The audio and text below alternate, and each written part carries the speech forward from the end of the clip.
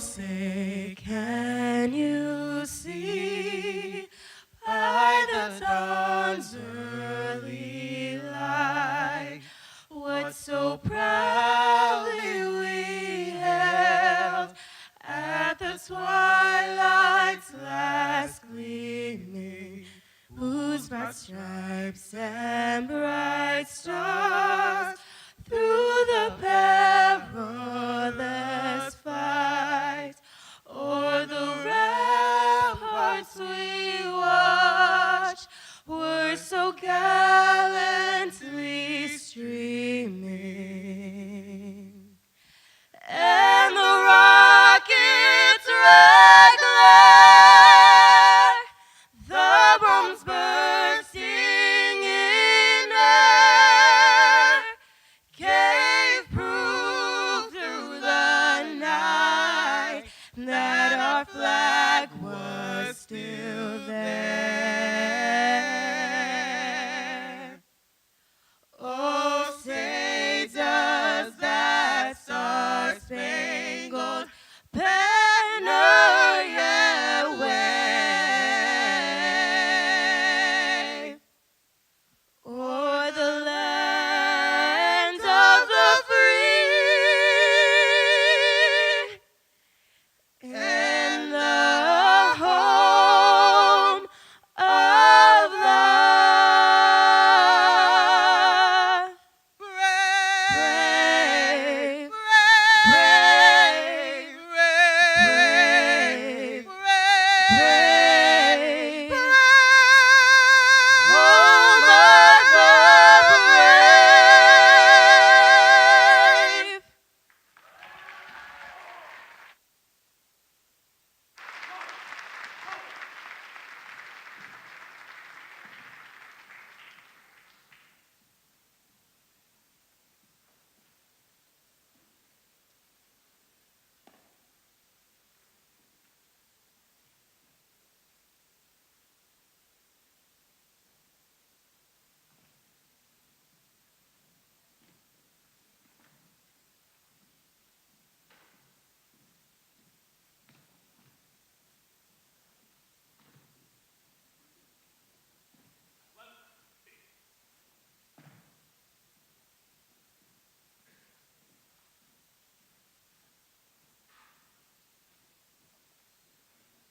Have another round of applause for those kids.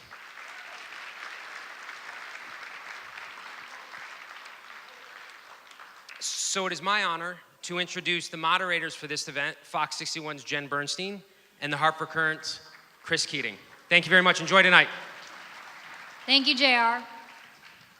Welcome, everyone. All right, we're going to start off by introducing the candidates and bringing them on stage. We do want to start right now with Stanford Chief Financial Officer Mike Handler.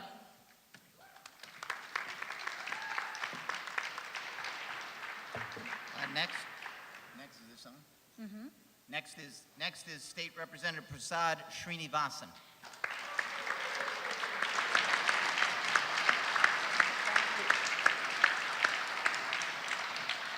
Former U.S. Comptroller General David Walker of Bridgeport.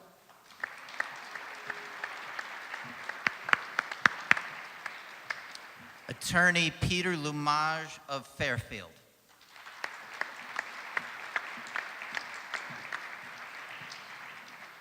Westport technology entrepreneur Steve Obsitnik.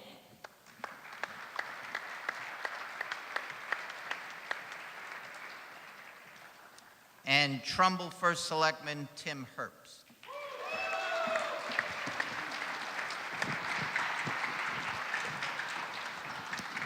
Just a few rules to go over. If you guys could just, moving forward, hold your applause, and so that we can get through the time frame, that would be great.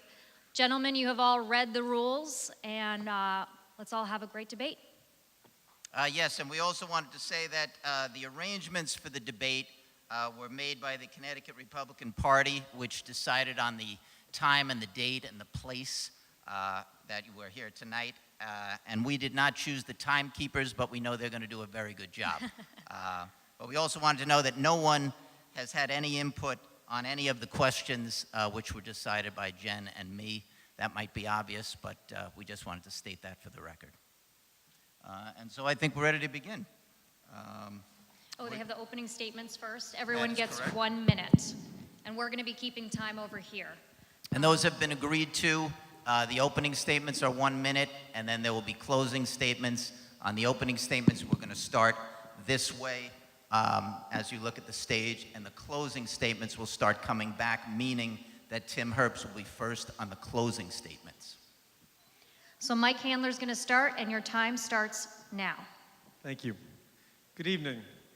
And thank you to everyone who helped make tonight's debate possible. Most importantly, thank you to my lovely wife, Sarah, for all of your loving support. We're all here for one reason. Our state is on fiscal life support. Our jobs and our home values are at risk. My name is Mike Handler, and I'm the only candidate with the relevant public and private sector experience to solve our fiscal crisis. Our problems are complicated, and I can tell you that I have the confidence that our problems are fixable because I've just fixed the exact same problems in the city of Stamford for the past 5.5 years. The same problems created by the exact same team that's up in Hartford today. I look forward to a spirited debate. I look forward to talking about real solutions. I thank each and every one of you for coming out this evening. Thank you.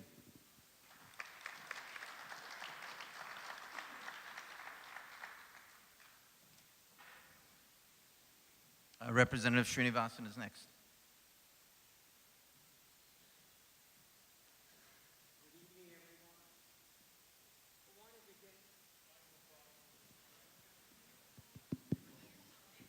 I stopped the time. That should, sounds like You might it's have to hold it a little making closer. noise. Go ahead and try. Go ahead. Good evening, everyone. Is that better? Thank you. Thank you. Good evening, everyone. I want to begin where it all began for me. In 1975, I arrived at Kennedy Airport, first generation immigrant, $7.50 here in my pocket, hopes and dreams here in my heart. And today, just a few decades later, I stand before you seeking the office, the highest office in our state. And it is because this office is critical to us in this election cycle. I stand before you with a mission and a vision. My mission is to revive Connecticut and make it prosperous again. And my vision is that each and every one of us have an opportunity to succeed. Thank you, To me, Representative. it is a calling, it's a privilege to be here with you this evening. Thank you.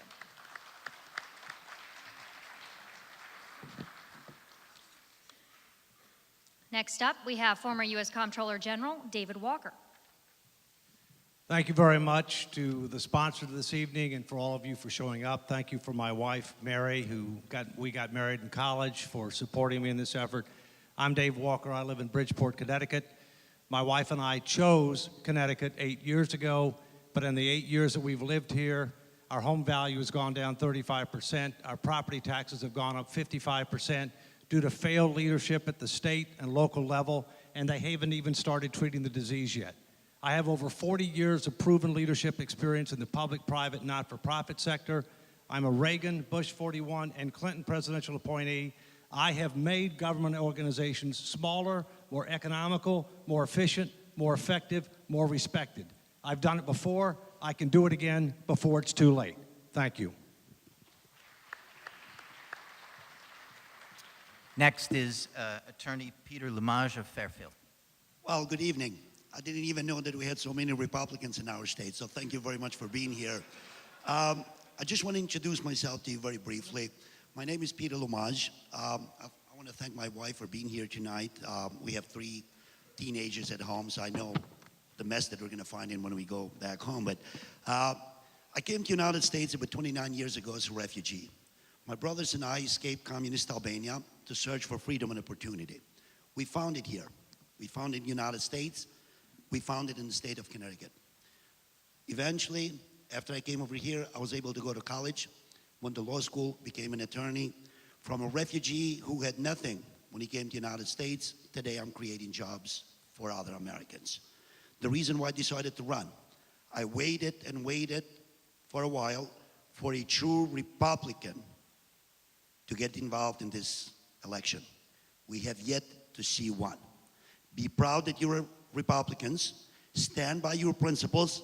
Fight for those principles, because Peter Lumage will promise you tonight. Thank I'm you, a true Peter. Republican, I'm a conservative, and I'm proud of it. Thank you very much for being here. Next up, we have Westport's Steve Obsidnik. Microphone, I think. Test? Yes, there we go. Time JR, starts now. If the red light's on, you speak. Good evening, everyone. Since I graduated from Stanford High over 30 years ago, career politicians have taken us down a road to ruin. Fewer people, fewer jobs, zero economic growth, the loss of GE and Aetna. And what do we have in return? Mounting deficits and debts. My path will be different. I grew up in this state. I attended the U.S. Naval Academy. I came back to Windsor Locks to do my nuclear engineering training. I went down to sub school in Groton, and I spent a good portion of my life chasing Russian submarines under the polar ice cap. After that, I received a business degree from the Wharton Business School, and then went out to the Silicon Valley, and I was fortunate to have created hundreds of good, high-paying technical jobs. When you go home later and you pause your TV, you order a movie on demand, or you talk to that woman Siri on your iPhone, you're using technology I had a hand in creating. Why don't we have jobs like that in Connecticut? We have the people, infrastructure, and schools. We don't have the political leadership. I'm excited tonight to talk to you about how we restore fiscal security to Connecticut and how we create, once again, vibrant industry-led ecosystems to reinvent Connecticut. Thank you very much. Next is Tim Herbst of Trumbull. Good evening, Chris. Good evening, Jen. It's an honor to be here this evening. Good evening to all of you. Everywhere I travel in the state of Connecticut, people understand that we're in fiscal crisis, but they're also losing confidence in their state government. And they're losing confidence in their state government because for the last 40 years, one-party rule and Hartford insiders have placed the next election ahead of the next generation. We need to stop electing politicians that are focused on the next election, and we need to start electing a new generation of leadership that is focused on the next generation. We need proven reformers and Hartford outsiders to go up to Hartford to clean up the mess under the Gold Dome. And that's what I intend to do, because that's what I've done in Trumbull, working with amazing people. 8 balanced budgets, 2 tax cuts, a commercial economy that's grown 64.5%, pension reform that has led to an upgraded credit rating, and a school system that has earned national recognition. It's been a team effort. If we have mayors and first selectmen that can do it at the local level, we can do it at the state level. Thank you, But if we're Mr. going to Herbst. change Hartford, we need to change the people we send there. Thank you.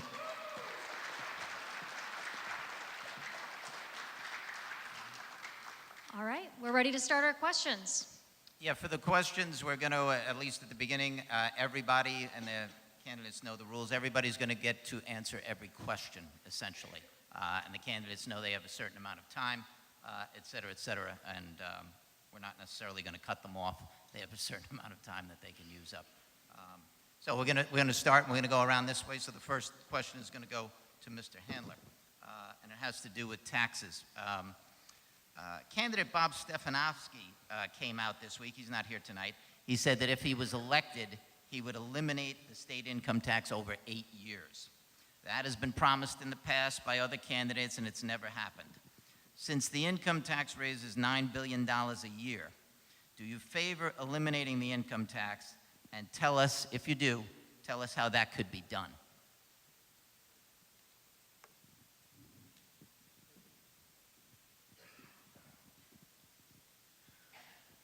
Okay, so the first thing is to acknowledge what the problem is that we're facing as a state. We have a spending problem, not a revenue problem. The revenue problem that we're experiencing is simply a symptom of not addressing our expense problem. So the first order of business must be to control our expenses. Let's talk about where the expenses lie. 1/3 of our budget is fixed structural costs. These are fixed structural costs that contain pensions for employees, defined pension plans, retiree health care, and debt service. That third of our budget is growing like this. The first order of business we must do before we talk about taxes and revenue is to bend that curve back down. I suspect we have more than enough revenue in our state to handle our budget if we can trim the expense side of our budget first. Anybody suggests to you that we can actually eliminate the income tax right at the top is not telling you the truth. It's $9.5 billion of our state budget. In 1992, a year after the first income tax was put in place, we had a spending cap that passed with 80% referendum, but it was never implemented.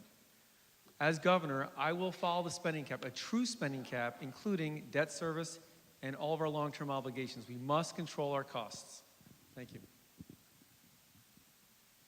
Does anybody want to answer that question? We're going to go down the line.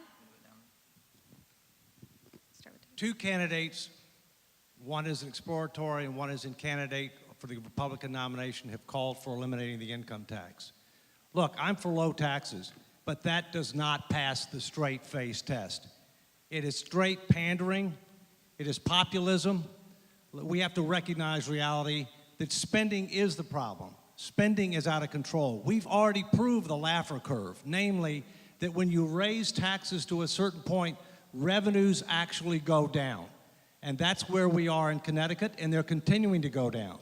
So we've got to get control of spending. But the first thing we need to do is we need to keep businesses and we need to keep high-income individuals from moving out of the state who disproportionately contribute to revenue, to jobs, and to philanthropy. And to do that, we have to eliminate the estate tax and the gift tax. We have to eliminate the 20% surcharge on corporations. We have to move away from the unitary tax system.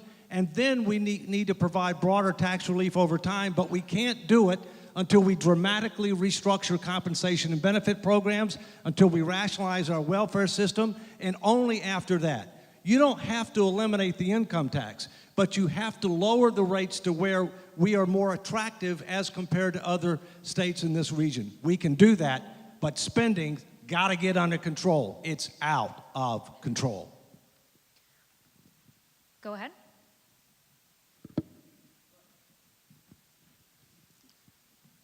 Who here thinks the taxes are too low in Connecticut? Okay?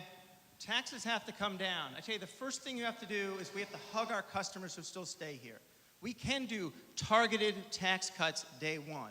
Day two, we have to reduce the size of our state employee funding by 20%. Do you realize that the size of our state employee workforce is 21% larger per capita than the state of New York? And we pay them on average about $7,500 more? Our jobs project for 30 years has been growing government, and it doesn't work. After we do that, then we can talk about across-the-board tax reform, because it costs too much to live here, too much to build a business here, too much to retire here, and that's what I want to address for you all. Go ahead, Tim.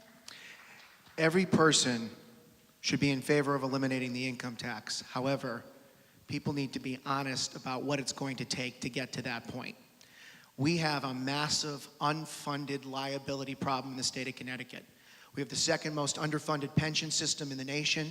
We have a $20 billion unfunded OPEB liability in this state, post-retirement benefits. And unfunded liability is code language for future tax increases.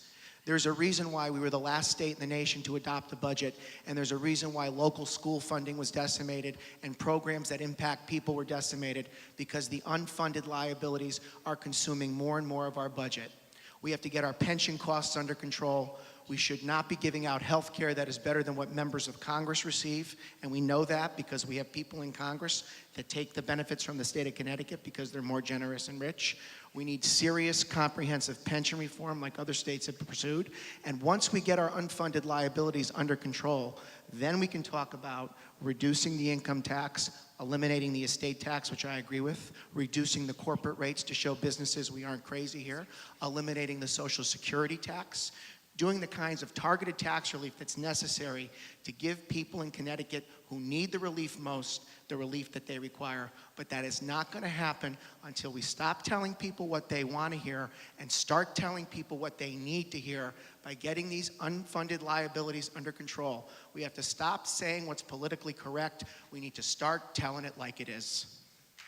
Thank you. I'm not going to tell you what the problem is because every one of you knows what the problem is with our state. It is the career politicians, professional politicians, who have taken you and I into this mess. And I don't think we should trust them again. We trusted them once, twice, and they created the mess that we're in. Here's the solution. It's very simple. I think we have to spur growth. Without spurring growth, we're not going to be able to get out of this mess. Lower the taxes. Start by repealing state income tax for any family who's reporting less than $100,000 a year. They shouldn't pay any state income tax immediately. Lower the sales tax. Lower corporate taxes. We don't have problems with revenue in our state. We have problems with spending. What Hartford has done has to be dismantled. The mentality in Hartford is all about taxes. Can we have more money? From 1992 to present, when we passed the state income tax, our state has collected $192 billion from you and I. Yet we are $62 billion in debt. The question is, where did the money go? They spend it, career politicians, with their pet projects and rent-seeking. The mentality in Hartford has to be dismantled. You need a conservative who is fearless, who has the character and the fortitude to go there, not as a politician, as a complete outsider, and get the job done. And I promise you that I'm going to be one of them. Thank you. Go ahead, Steve.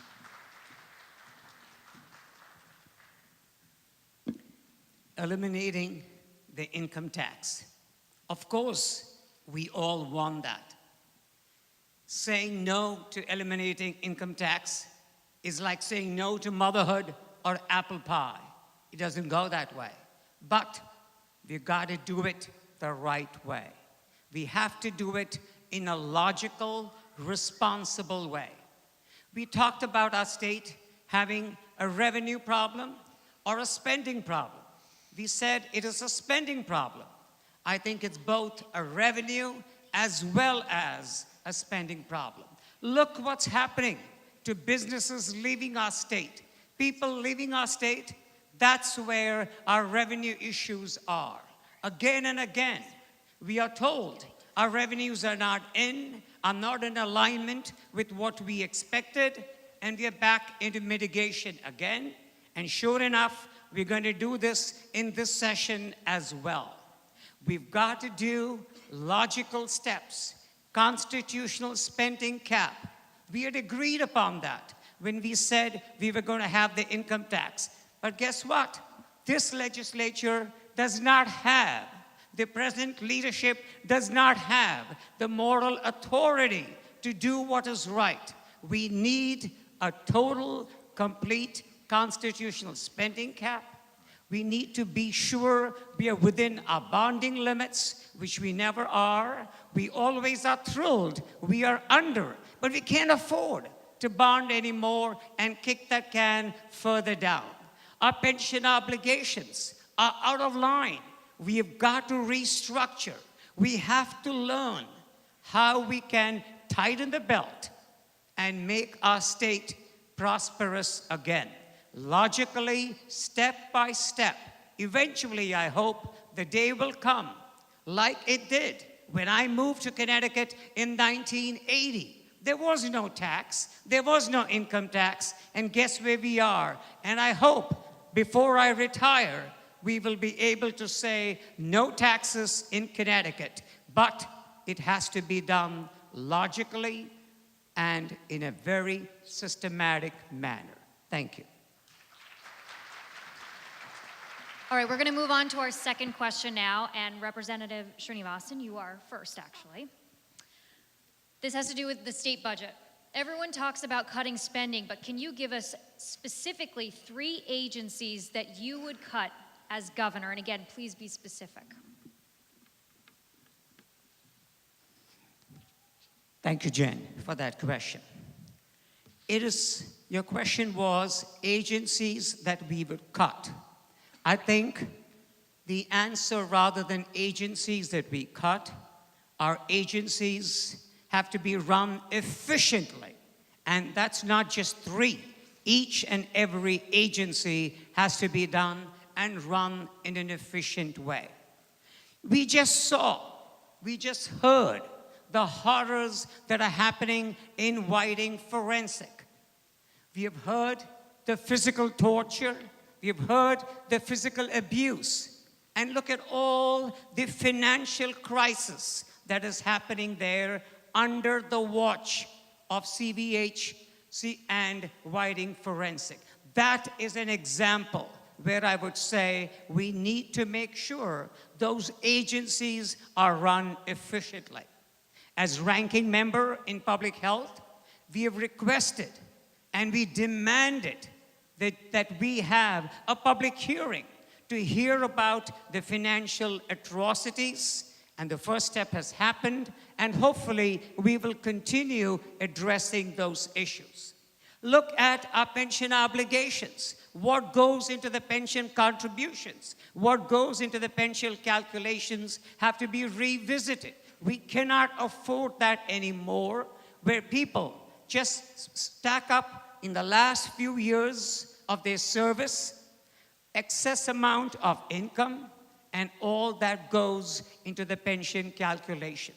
One of the things I would definitely look into as a governor is capping the pension benefits. I've heard again and again individuals who make in the ballpark of about $60,000 to $80,000 on an annual basis. Their take-home pay at the end of the day with overtime, mandated overtime, is $250,000.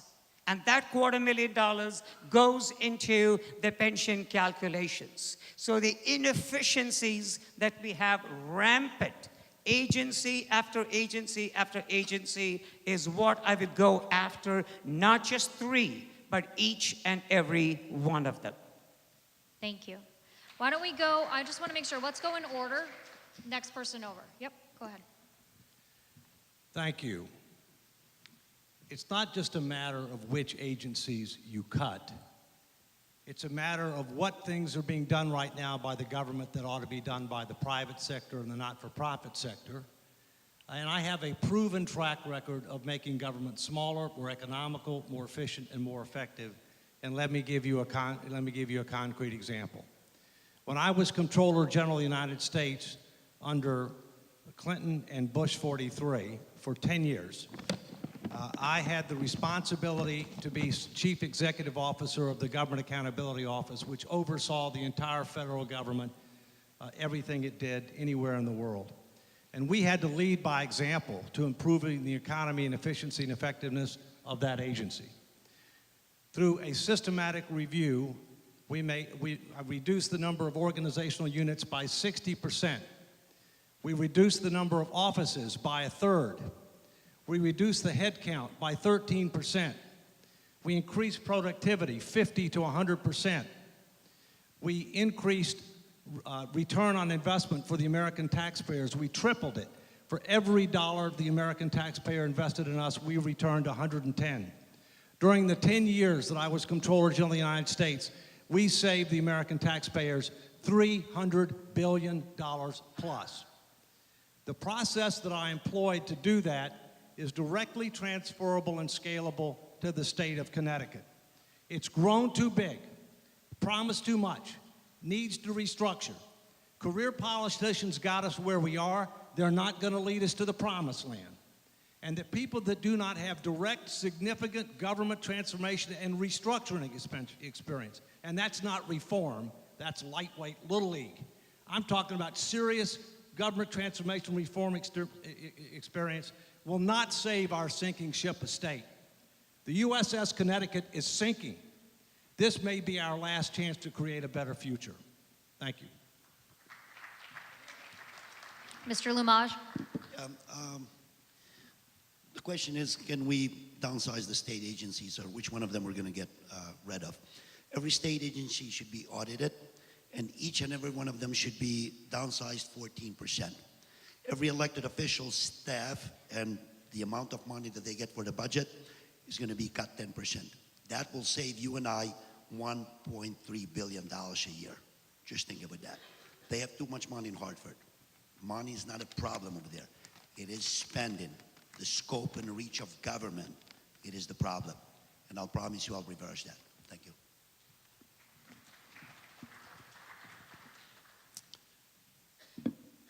Well, the first office I would change would be governor. I think Dan Malloy's time is up. Look, I have built software systems at the federal, state, and local level. I've reformed Department of Motor Vehicles departments across the country, tax revenue systems.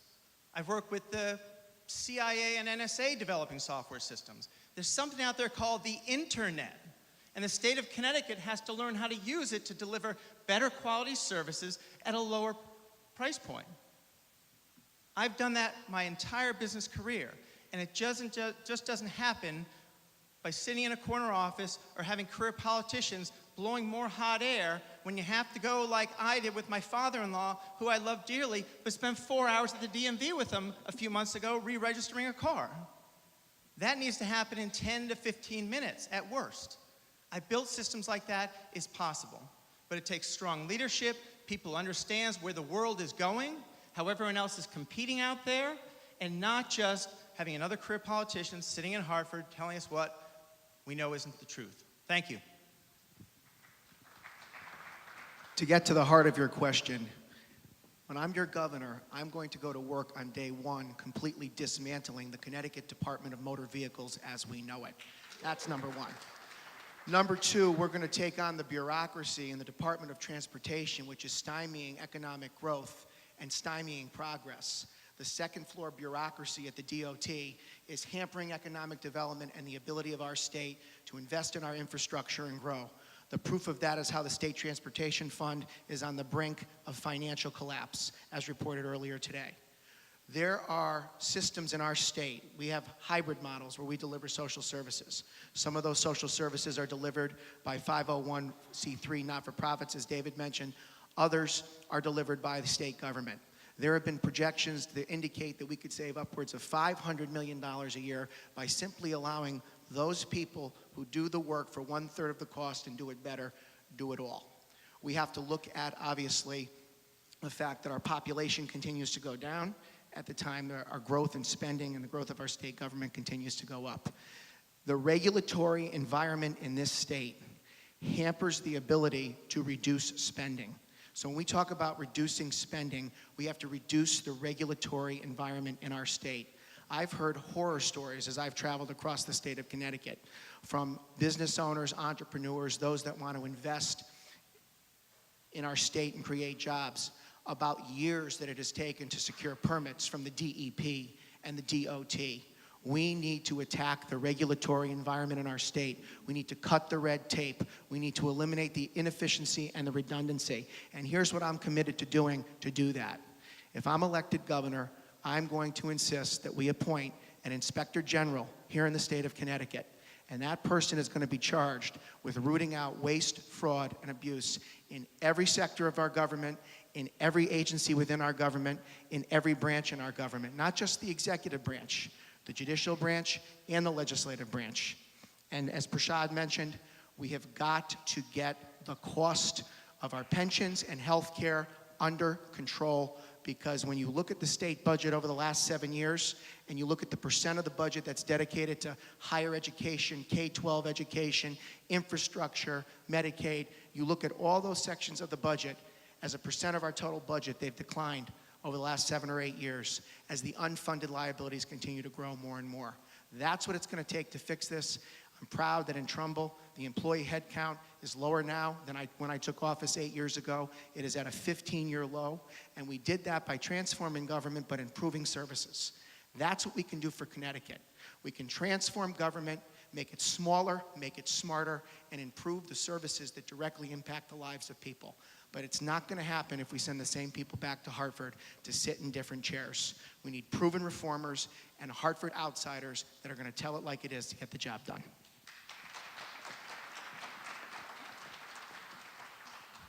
The reality is every town in Connecticut, as well as the state, operates businesses that it should no longer be in. When I got to the city of Stamford, I found a failed nursing home. The city of Stamford was one of 3 municipalities who operated a nursing home. The other 2 municipalities in the Northeast, anyone guess? Greenwich and Nantucket. Stamford's neither Greenwich nor is it Nantucket. We're losing over $5 million a year for a 128-bed facility. I spent 2 years privatizing the nursing home, and today, It is a thriving home to 128 residents with a waiting list to get in. The new operators have put $2.5 million into the home, and our 170 employees maintain their employment, which they otherwise surely would have lost. And the taxpayers of Stamford save $5.5 million every year. It is doable. Listen, the DMV is an easy target.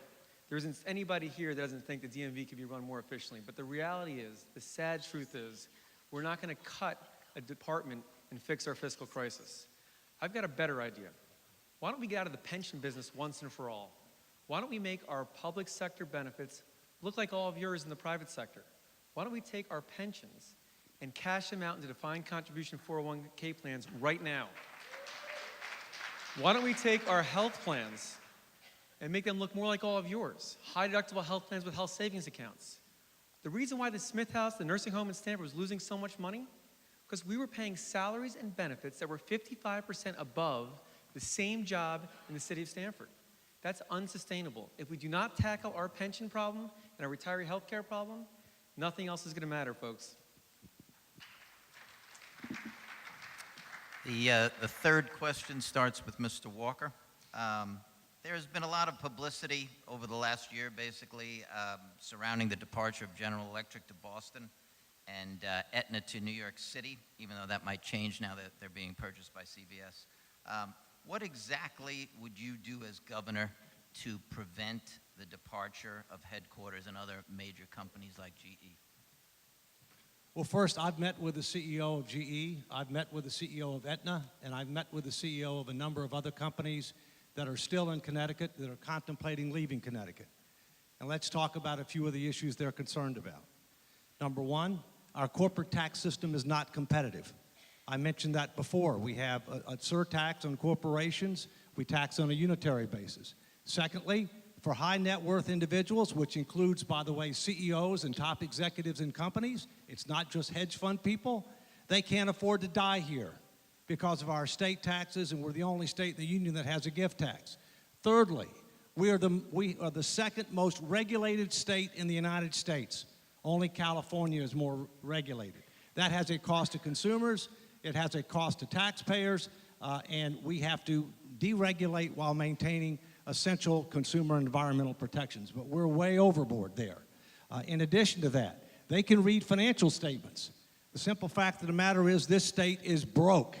It's rated every trust fund but the pension trust fund, and the pension trust fund is only funded at about 25% based upon reasonable assumptions. The retiree health care trust fund is funded at 1%. Based upon reasonable assumptions.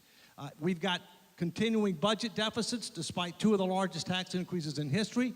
We've got $71 billion in unfunded pension and retiree health care obligations, which represent either future tax increases and or future reductions in education spending, infrastructure spending, social safety net protection, etc.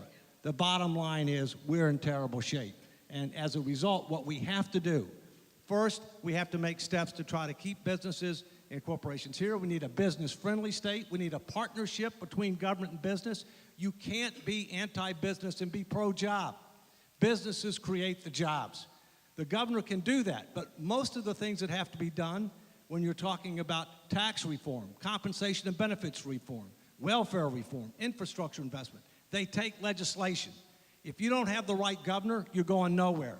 But it's not just the governor. You need a majority of the legislature, both the Senate and the House, that will support an issue-based, action-oriented agenda to turn around this state. I've got this flag on upside down. What does that mean? Connecticut is in distress. We need to recognize that reality. We're sinking. We need to tell the truth, make tough choices, show the way forward to make a turnaround happen and create a better future in this state. Anybody Mr. down the line? Lamage, we'll keep going this way. Mr. Lamage, if you want to go next. Response or question? Same question. The same. In order for us to keep businesses here and to entice other businesses to come here, you're going to have to start with the tax code, which has to be reformed completely. In addition to the tax code, the regulations that we're passing, any state agency that passes a regulation should be required to repeal 4. That is one of the ways to do it. Mandates that are coming from the state. they're going to have to be repealed, a number of them. Instead of creating an environment for people to invest in our state, we're doing the opposite. We're forcing them to leave. One of the ways to keep that business in our state, and it was in Fairfield where I live actually, and we lost a ton of jobs when they left. It would have been for someone from Hartford to sit down and talk to them. It's interesting when you hear elected officials on stage tonight, and some of them being lifetime bureaucrats, tell you that everything that they touched with their hand somehow is a success. If that is the case, how come our state is in such a mess? Each and every one of them is telling you a success story. I worked with this guy, I was elected here, I didn't raise taxes. Yet, the state is a mess. If that is the case, that each and every one of them succeeded, who got us into this mess? Trust me, it's them. And I don't mean that personally them. I mean elected officials, career politicians, people that we send them for way too long in Hartford, and they lost touch with you and I. That's why I think we should have some term limit for these people. Thank you.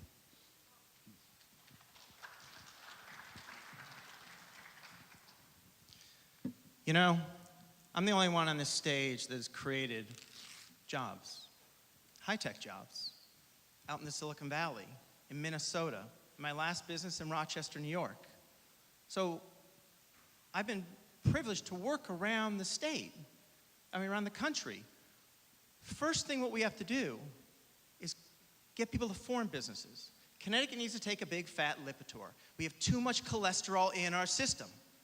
We have to have a SEAL team of people who get rid of the red tape that get people into business, not keep them out of business. Second of all, Dan Malloy's incentive of the First Five program to give tens of millions of dollars to big corporations does not work.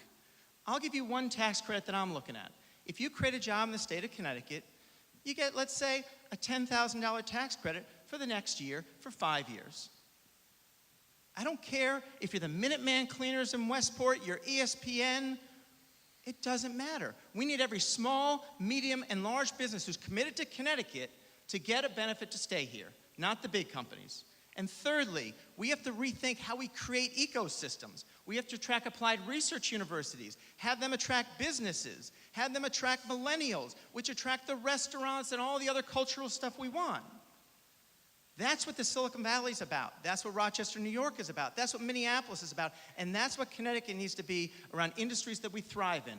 Healthcare and life sciences delivery, advanced manufacturing, and finance and insurance. I'll just take one of them, but I'll love to work with you on delivering 3 of them. Thank you.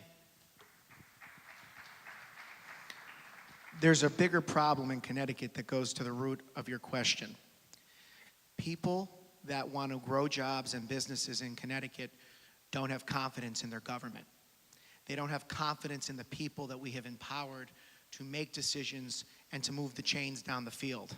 We're not moving the chains down the field, we're losing yardage. And I have to tell you, it's not only the regulatory environment, it's not only the regressive tax structure in our state that punishes job creators, it's also the people that we are putting in positions of trust that aren't getting the job done. I'm going to replace Commissioner Smith if I'm elected governor. I think it's a disgrace that when you're going to present something to GE to keep them here, you put the logo of another company on the front of the presentation. That's just sloppiness. It's outrageous. I'm going to replace the commissioner of the Department of Transportation, and I'm certainly going to replace Ben Barnes at OPM, who's been a disaster. The last 7 budgets have been consistently in structural deficit. That's a fact. The last 7 budgets have used one-time revenues and gimmicks. And that's a problem, because when businesses see that level of unpredictability, they're not going to want to come here because it's such a volatile environment. There's no stability, there's no predictability. Businesses can't plan for the long term in the future. The other thing that we need to end, and I'm committed to ending if I'm elected governor, is the corporate welfare that this governor and a majority Democratic legislature has imposed here in the state of Connecticut. All in total, they've given out $1 billion in corporate welfare. They were going to give millions of dollars to a $27 billion hedge fund to move from one Connecticut community to another. At the same time, they're increasing taxes on small business owners and job creators. That is absolutely misguided. And that $1 billion they spent on corporate welfare, which has proven to be an abject failure, is $1 billion that we didn't spend investing in our infrastructure. Infrastructure reform is the key to our economic development renaissance in the state of Connecticut. We've got to get back to work investing in our roads, our highways, and our bridges, because it's not only a quality of life issue, it's an economic development issue. Businesses aren't going to want to come to our state when their employees are spending 3 or 4 hours a day in the car getting to and from work. We not only need to invest in our roads and our bridges, we need to invest in our rail system in Metro North, which is the key to our economic recovery. I'm committed to doing that, and I will appoint a Commissioner of Economic Development, Transportation, and a Secretary of OPM that will get the job done and get our state's economy moving again. We are an embarrassment nationwide for losing GE and Aetna. We have to stop being an embarrassment with 49 other states. We need to start being the role model, and we need to start being the leader.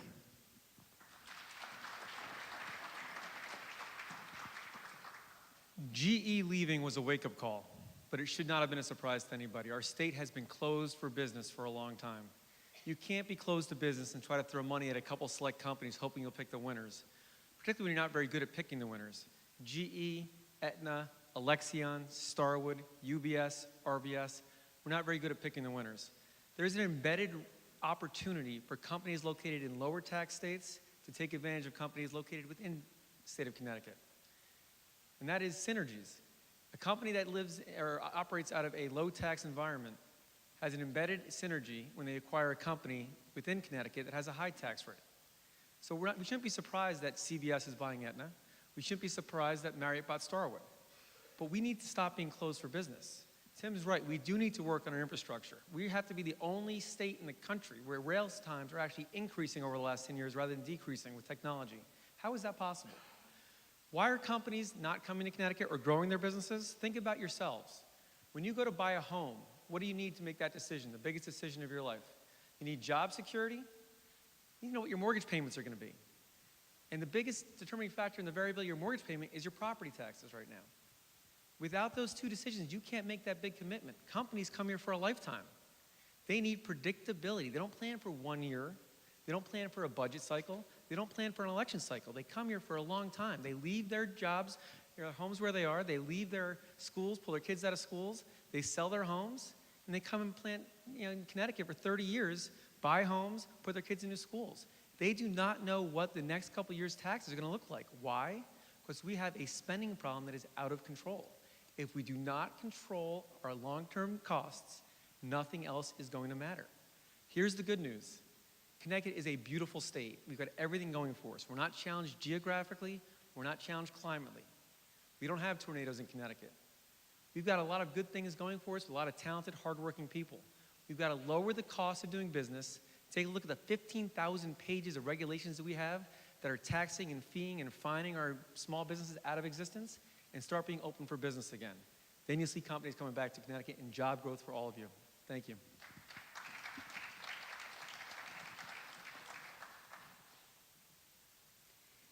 Businesses tell us again and again, it is regulations, excessive regulations, mandates, excessive mandates that throttle them, do not give them the confidence to keep these lights on and the doors open.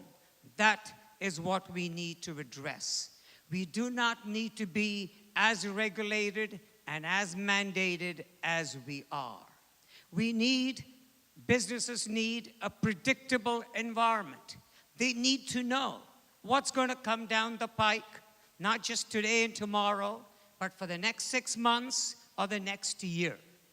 It just shows where we are as a state when our business industry associations, they cringe when the state is in session because they never know what's going to come down the pike. That is the attitude we have to change. How can we encourage businesses to come to Connecticut, to stay in Connecticut, and to grow in Connecticut if we are not able to give them the confidence? Businesses tell us again and again, we do not have adequate workforce. It might come as a surprise to some of you, but it is not. It is reality. So from the school system all the way to a career, we need to make sure we address that we have adequate workforce. We have talent in our state. It is a beautiful state. I definitely agree with you. It's a gorgeous state, a state I want to live, and a state that I want to retire in. But what do our millennials tell us? That they get educated here. Look at Yale, look at UConn, Quinnipiac now, wonderful, wonderful graduates. But what happens to them after they graduate? How come they leave us and do not stay back in Connecticut? Those are the concerns we have, because that's the sum total. Businesses leaving our state, the big names that were mentioned. In their exit conversations, they told us, along with the cost of doing business here, it is the inadequate, talented workforce that they have.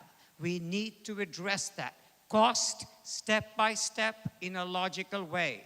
But right away, we need to make sure we have the workforce that our industry requires so they can continue to grow here. That's what I would address when elected as your next governor. Thank you. All right, this next question, Mr. Peter Lumage, this starts with you. It has to do with legalization of marijuana. Democratic candidate Dan Drew is calling for the legalization of marijuana, and some in the legislature have said it would raise millions of dollars annually. What is your position on legalization? Gee, how did I know I'm going to get that? Look, I don't think we should legalize marijuana for the purposes of raising more money. The only reason why the Democrats and some Republicans agreed to legalizing it, it has to do with revenue. That shouldn't be the reason. As I said, we do have the revenue. We have problems with spending.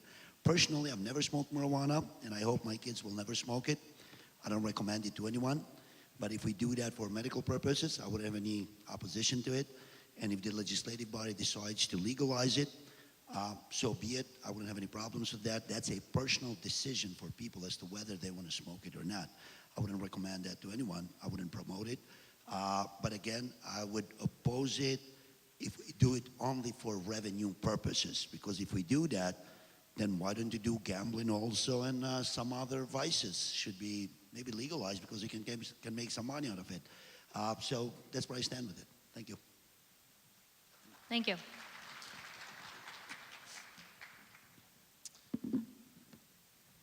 I went to the U.S. Naval Academy and served in the Navy for 5 years, so I can't say I was a big user of marijuana. I actually have never used it.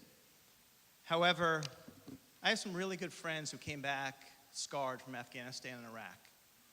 And medical marijuana, they've opened my eyes to how that's alleviated a lot of the post-traumatic stress that they deal with every day. And medical marijuana in Connecticut's legal.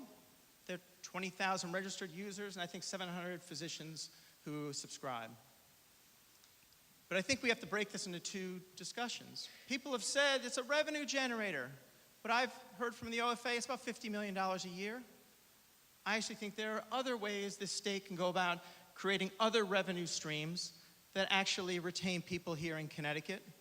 So I don't think the argument's an economic argument. I think the argument or the discussion is around what culture do we want in our state. And I'm an evidence-based person. I'm a nuclear engineer. I used to split atoms for a living. So I'm open to the dialogue and discussion.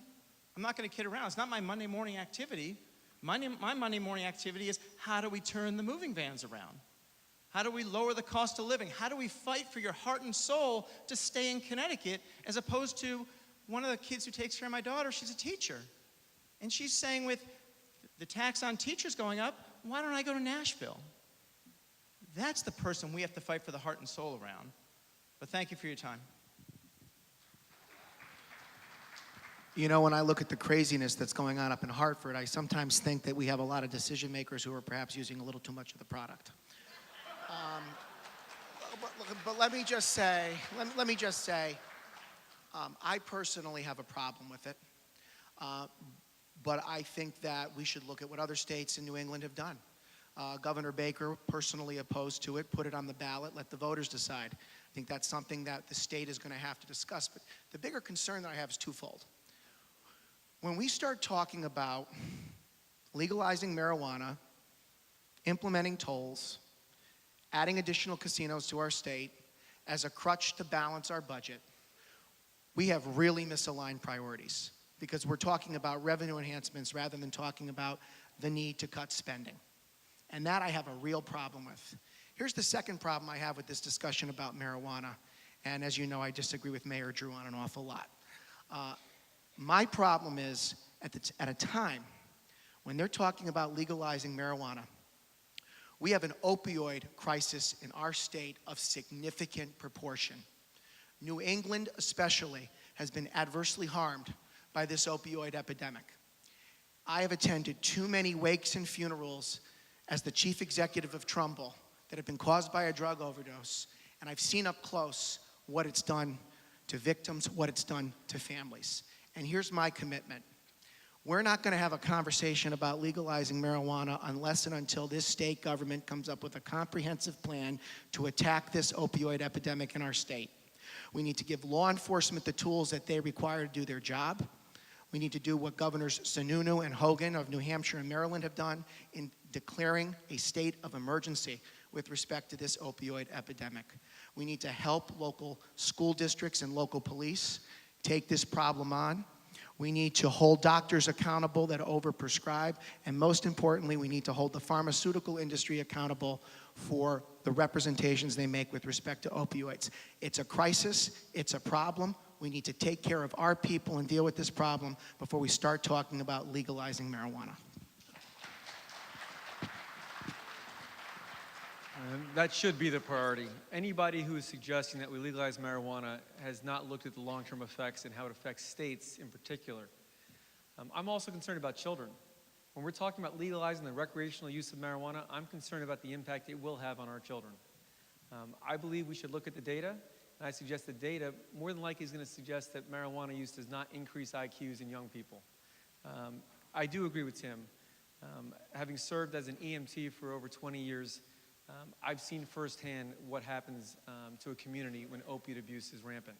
And I do agree that it is an epidemic right now. And we've got to take swift, bold action. And that action's got to include holding doctors accountable for prescribing the appropriate dosages and amounts of medication to patients. It also includes educating and penalizing doctors who do not follow the prescribed dosages and prescribe too much of the medication. We also have to work on one major factor. We must remove the stigma associated with any addiction.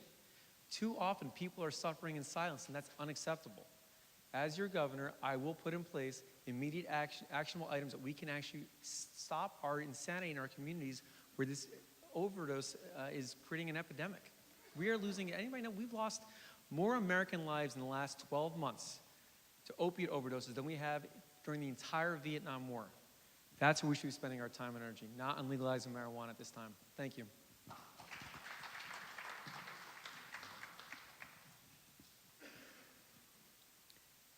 Just last week, or maybe 10 days ago, there was a discussion, a debate on legalization of marijuana down at Yale. And a lot of us were there at the podium that evening. I happened to be the only Republican that showed up for the debate. And you can imagine who all shared the stage with me. And I was very happy and thrilled that opposing as I did, constantly, consistently, for almost an hour and a half of that debate, I was not thrown out, I was not booed. Because you know what? Legalization of recreational marijuana is not the right thing to do. We have to look at the public health impact. On the developing brain, at the age of 25, the brain is still developing. And here you are legalizing a drug, something that's going to have a huge impact, societal impact on all of us. Public safety. Can you just imagine the impact of driving under the influence of legalized marijuana and alcohol, the combination of the two? We have no system. We still don't have a way we can measure THC levels. So we don't have that yet, A. B, even if we have THC levels, we don't know impairment. All it gives you is a static number. That does not mean whether you're impaired or not. And you can just imagine if you are impaired under the use of marijuana, and just visualize this. How would you like to come to my practice and get your allergy shot from a nurse who is moving around, a little impaired, and ready to give your injection? Would you want that nurse, he or she, to administer that injection to you impaired under the influence of marijuana? Look at the impact it's going to have on our society. And of course, the criminal component. You don't know how law and order is going to react to that as well. Just the day after we had this intense debate at Yale, the very next day in Colorado, in the state of Colorado, which, as you all know, has legalized, a county in Colorado is suing the governor for the increased number of fatalities on the road because of legalizing marijuana. We've got to wait. We've got to learn from other states, including Massachusetts, which has approved it, as we know, but has not implemented yet, pushed out the date to June of this year. They are also waiting. Let's not rush into something where we do not have enough information on the long-term consequences. And for those who believe it's a revenue windfall, it is not. It's $61 million. That's what the Office of Fiscal Analysis tells us. That's all we're going to get, $61 million.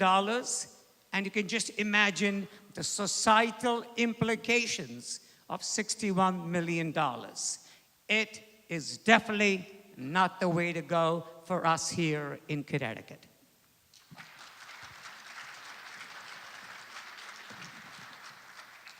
For the record, I do not and have not used marijuana. Didn't even put it up to the mouth, so it wasn't an issue of inhaling. All right?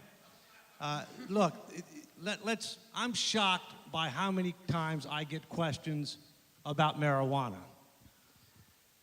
Our state's in terrible shape. We're bottom 5 in financial condition, bottom 5 in competitive posture, one of the few states in the union that actually have a declining population. And typically when people ask me about marijuana, why are they asking? We could get more money, more revenue. Now, I don't know that that's really why they want an answer to it, but that's what they say. We can get more revenue. As several of us have said, we got a spending problem in this state. We are addicted to deficits and debt. We are addicted to trying to find out how we can end up taxing something. If it moves, we want to tax it. Look, here's the bottom line. We have medical marijuana right now. My understanding with talking with professionals is our definition of the application of medical marijuana is narrower than it should be. And so we ought to consider whether or not there ought to be a broader definition of legal use of medical marijuana, including for post-traumatic stress disorder, et cetera.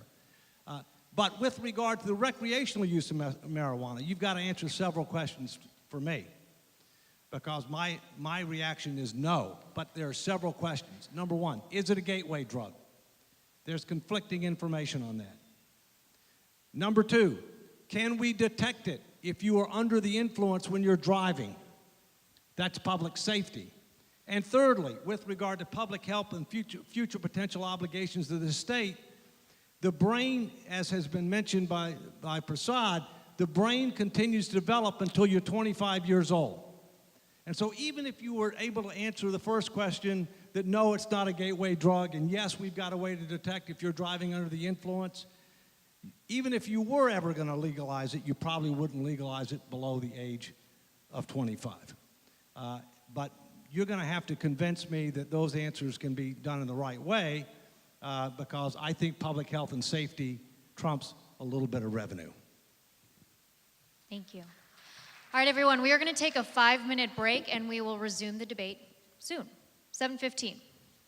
For those that are curious, Senator Tony Boucher, who is an exploratory for governor, she's not an official candidate for governor, but one of the offices she's exploring got stuck in a little traffic, so she was late, but we've added her to the stage, and we're going to give her a 1-minute introduction, and she will be included in the second half. So, Senator. Thank you. Good evening, everyone. It's wonderful to see you. I'm Tony Boucher. I'm a businesswoman. I work for currently an investment firm, institutional, and travel all over the country, in every state, in Detroit as well, meeting with CEOs and heads of large nonprofits and corporations. I also happen to be a state senator and the chief deputy majority leader because we are a part-time, not career politician. In Connecticut, we're part-time, so we juggle our multiple lives. And as you heard, I am not a declared candidate for a public office. I am exploring and testing the waters for statewide office, including my current state Senate seat and possibly a role in the governor's race as well. But that's yet to be determined. You know, people say, why in the heck would anybody ever want to do this? Look at the terrible shape Connecticut is in. Well, I'll tell you why. I came to this country when I was 5 years old from a little farm in Italy. We immigrated to Naugatuck, Connecticut. No money, no education, no command of the English language. Thank you, Senator. And that is why I am running, because I want to repay the debt of a great Connecticut.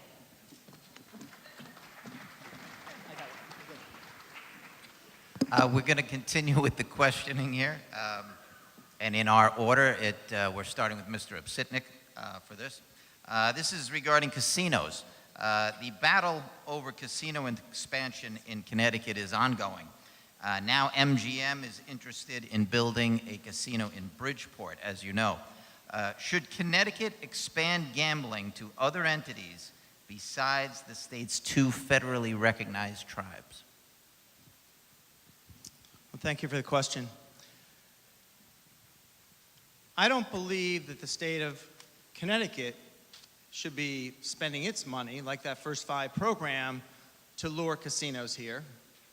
But I believe that we have a migration problem. We have a jobs problem.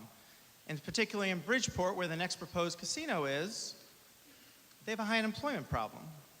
I think if a large corporation wants to come invest in Connecticut and bring their money and employ people, it's their right to do it.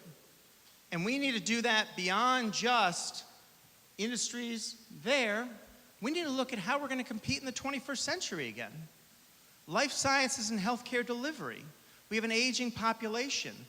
We have a healthcare system which costs too much. We need to revolutionize how we deliver healthcare to people. Better quality of service at a lower price point.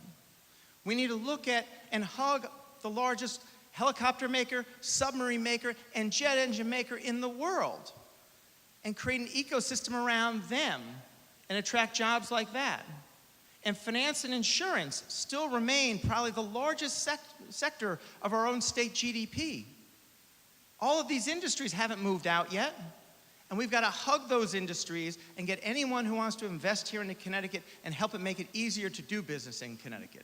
So that's my philosophy and what we need to do. Thank you. Just going to go in order first. I'll keep it very brief.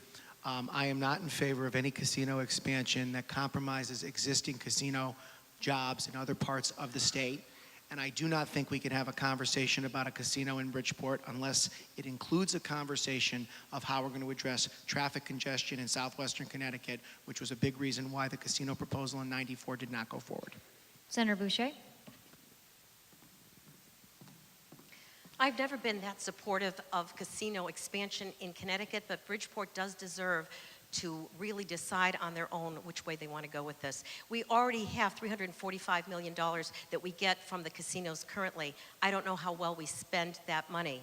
Quite frankly, I've listened to the conversations previously, and I agree that what we need to do is really encourage and expand the business sector. We cannot spend our way down. We need to grow our way up in Connecticut. We need to expand the tax base with lower taxes instead of decreasing the tax base by increasing taxes as we have it. So the bottom line is we really need to take a look at tax policy. For me, that is what drives the state economy. That is what drives businesses in and out. You asked the question previously about GE and others. It's not just GE. I have florist shops these days that say they don't compete with other florists in Connecticut anymore. They're competing with the governor and with this administration to taking money out of people's pockets that they would spend there. What we really need to do is reduce the costs for all businesses, not specific industries.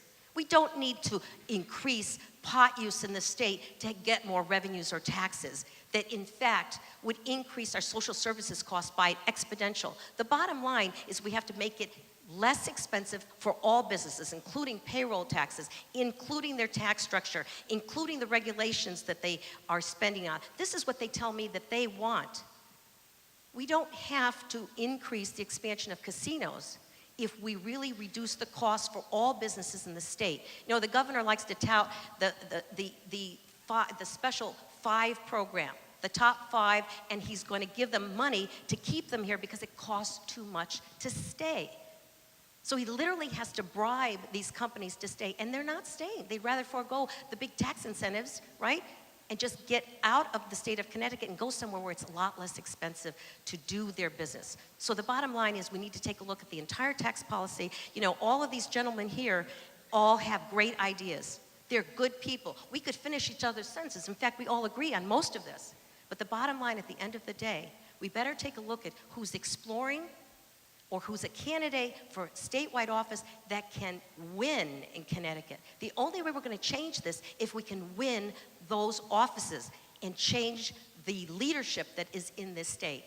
There's probably only one of us that has proven that they can win, as I've won the most votes of any state senator in the entire state of Connecticut, 2 elections in a row, primarily by the crossover vote.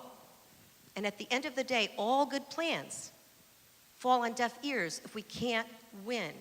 And the public is looking for a different kind of candidate, a candidate that's lived the 2 lives of Connecticut, the urban poor life, the affluent part of Connecticut, that's been there, that's been an immigrant, that had to fight their way up out of poverty through education, hard work, and industry in order to make it go and work well and attain the American dream. That resonates in our inner cities, which we have to win over, at least to some degree. They need someone that's been a business person, created jobs. I've created jobs like the rest of them for GE, for Weston, for the small businesses I've started, that understands how business works. Did you know that I've had to actually debate in the finance committee that profit is a good thing?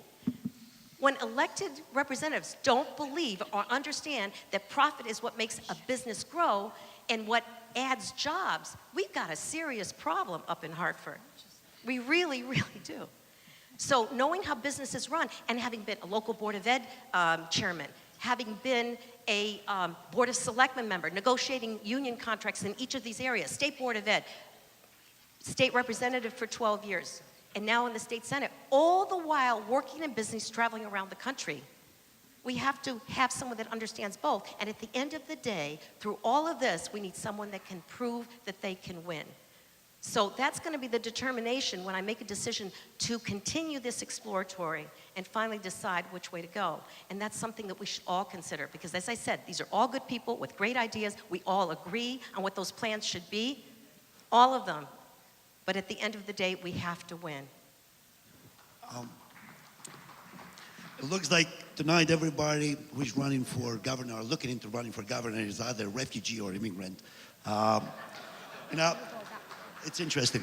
And this is the Republican Party, which is great because we're always accused of not being inclusive enough. But I want to share a story with you. On the election night in 2016, I stood up with my wife watching the results until late. And I put 3 o'clock in the morning, I got a call from Governor Malloy. And he says, Peter Lumaj, it looks like Donald Trump just won.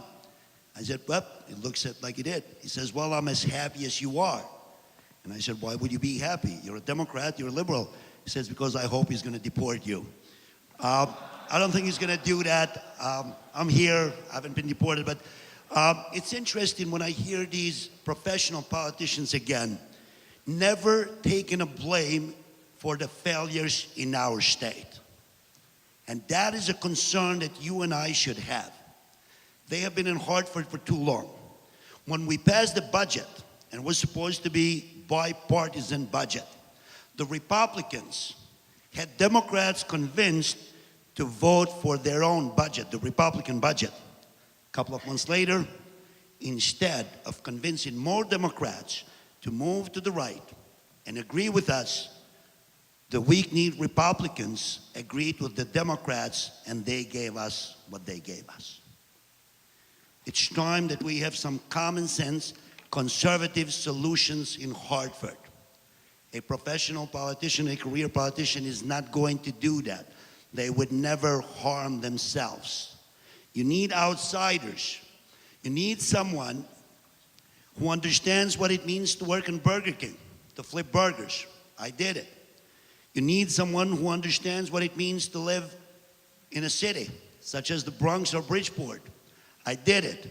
When my family and I came over here, we were taken in by a Protestant church who helped us learn English and get ourselves up and running.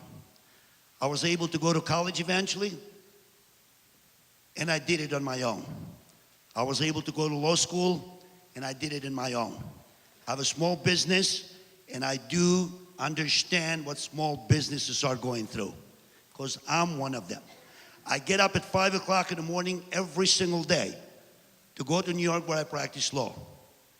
And by 2:30, 3 o'clock in the afternoon, I come back over here to talk to you and others. You're going to make a significant decision in May 2018, and that is nominating the next governor of the state. Exercise that power very carefully, because three kinds of candidates are going to come in front of you. Some people who have been in Hartford for way too long, and I call them career politicians. Some people who have so much money that they don't know what to do with it, and they said, well, let me just run for governor. And you'll have the outsiders, such as me, who want to get the job done. And I hope that that trust that is going to be placed upon you when you go to the convention is going to be exercised properly. Because as Republicans, we've been losing elections for the past 3 terms. The reason why we lose, we're afraid to be Republicans, we're afraid to be conservatives, we're afraid to be constitutionalists, we're afraid to be what made this nation great. And that shouldn't be the case. I had a chance. Please hold your applause. And Mr. Lamont, just keep in mind that the question is about casinos. I had a chance. Casinos are not going to produce the results that we need to get the state out of this mess.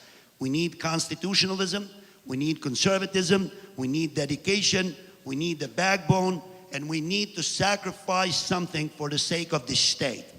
By taxing you more and by bringing these vices into our state, we're not going to get out of this mess. So let's start reforming what we have over here, the tax code, the regulations, the mandates, and make sure that we go to Hartford and clean that place up, because it's due to do it. Republicans have a chance to take this in 2018. It is ours to lose it, and we're going to win it unless we do what we did in 2014 and the prior years. Thank you. All right, and guys, hold on one second. We're going to try to go in order. I know he jumped up, but we're going to... Oh, yes, go ahead. Sorry, I missed that. He has 20 seconds to rebuttal. Thank you. I want to make sure that's on my rebuttal. Yes. It was just mentioned that in the latest budget, the Democrats and the Republicans came together and voted on that budget. I want to make sure we all are clear on what budget we are talking about. There was a budget that we passed the Republicans passed that was vetoed by the governor.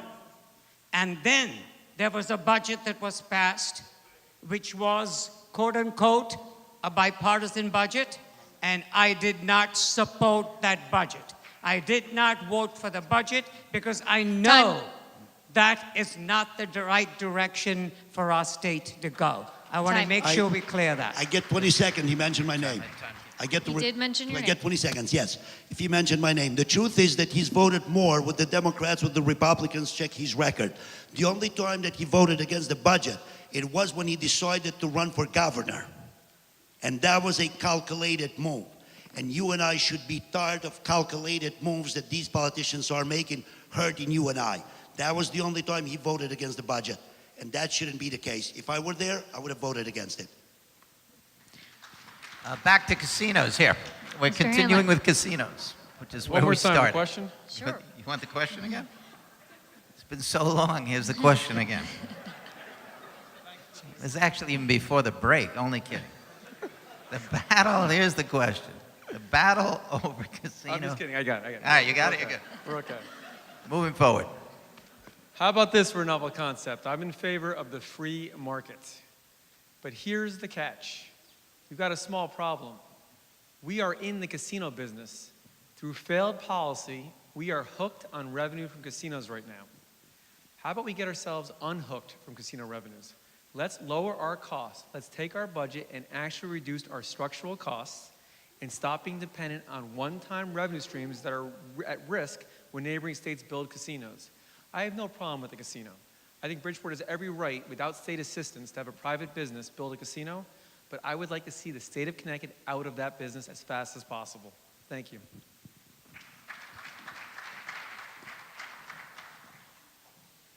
I actually live in Bridgeport.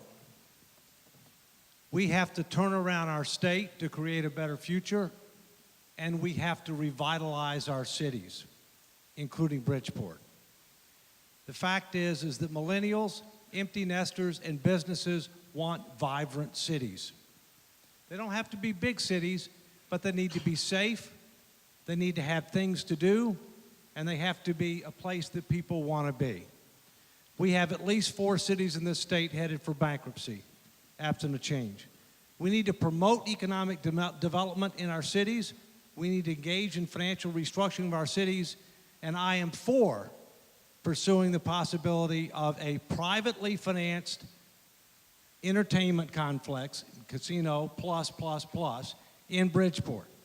You're not going to solve the state's financial problems with casino revenues. I'm personally not a gambler, but we need more jobs in Bridgeport. If you're going to have a casino in Connecticut, it makes a lot more sense to be in Bridgeport than in other possibilities that people are talking about because of Metro North, because of the ferry, because of a variety of factors. But I do agree that if we're going to pursue that, it's got to be privately financed, no public money, and we've got to do something with regard to transportation. And by the way, you know, we can kind of look at other parts of the world.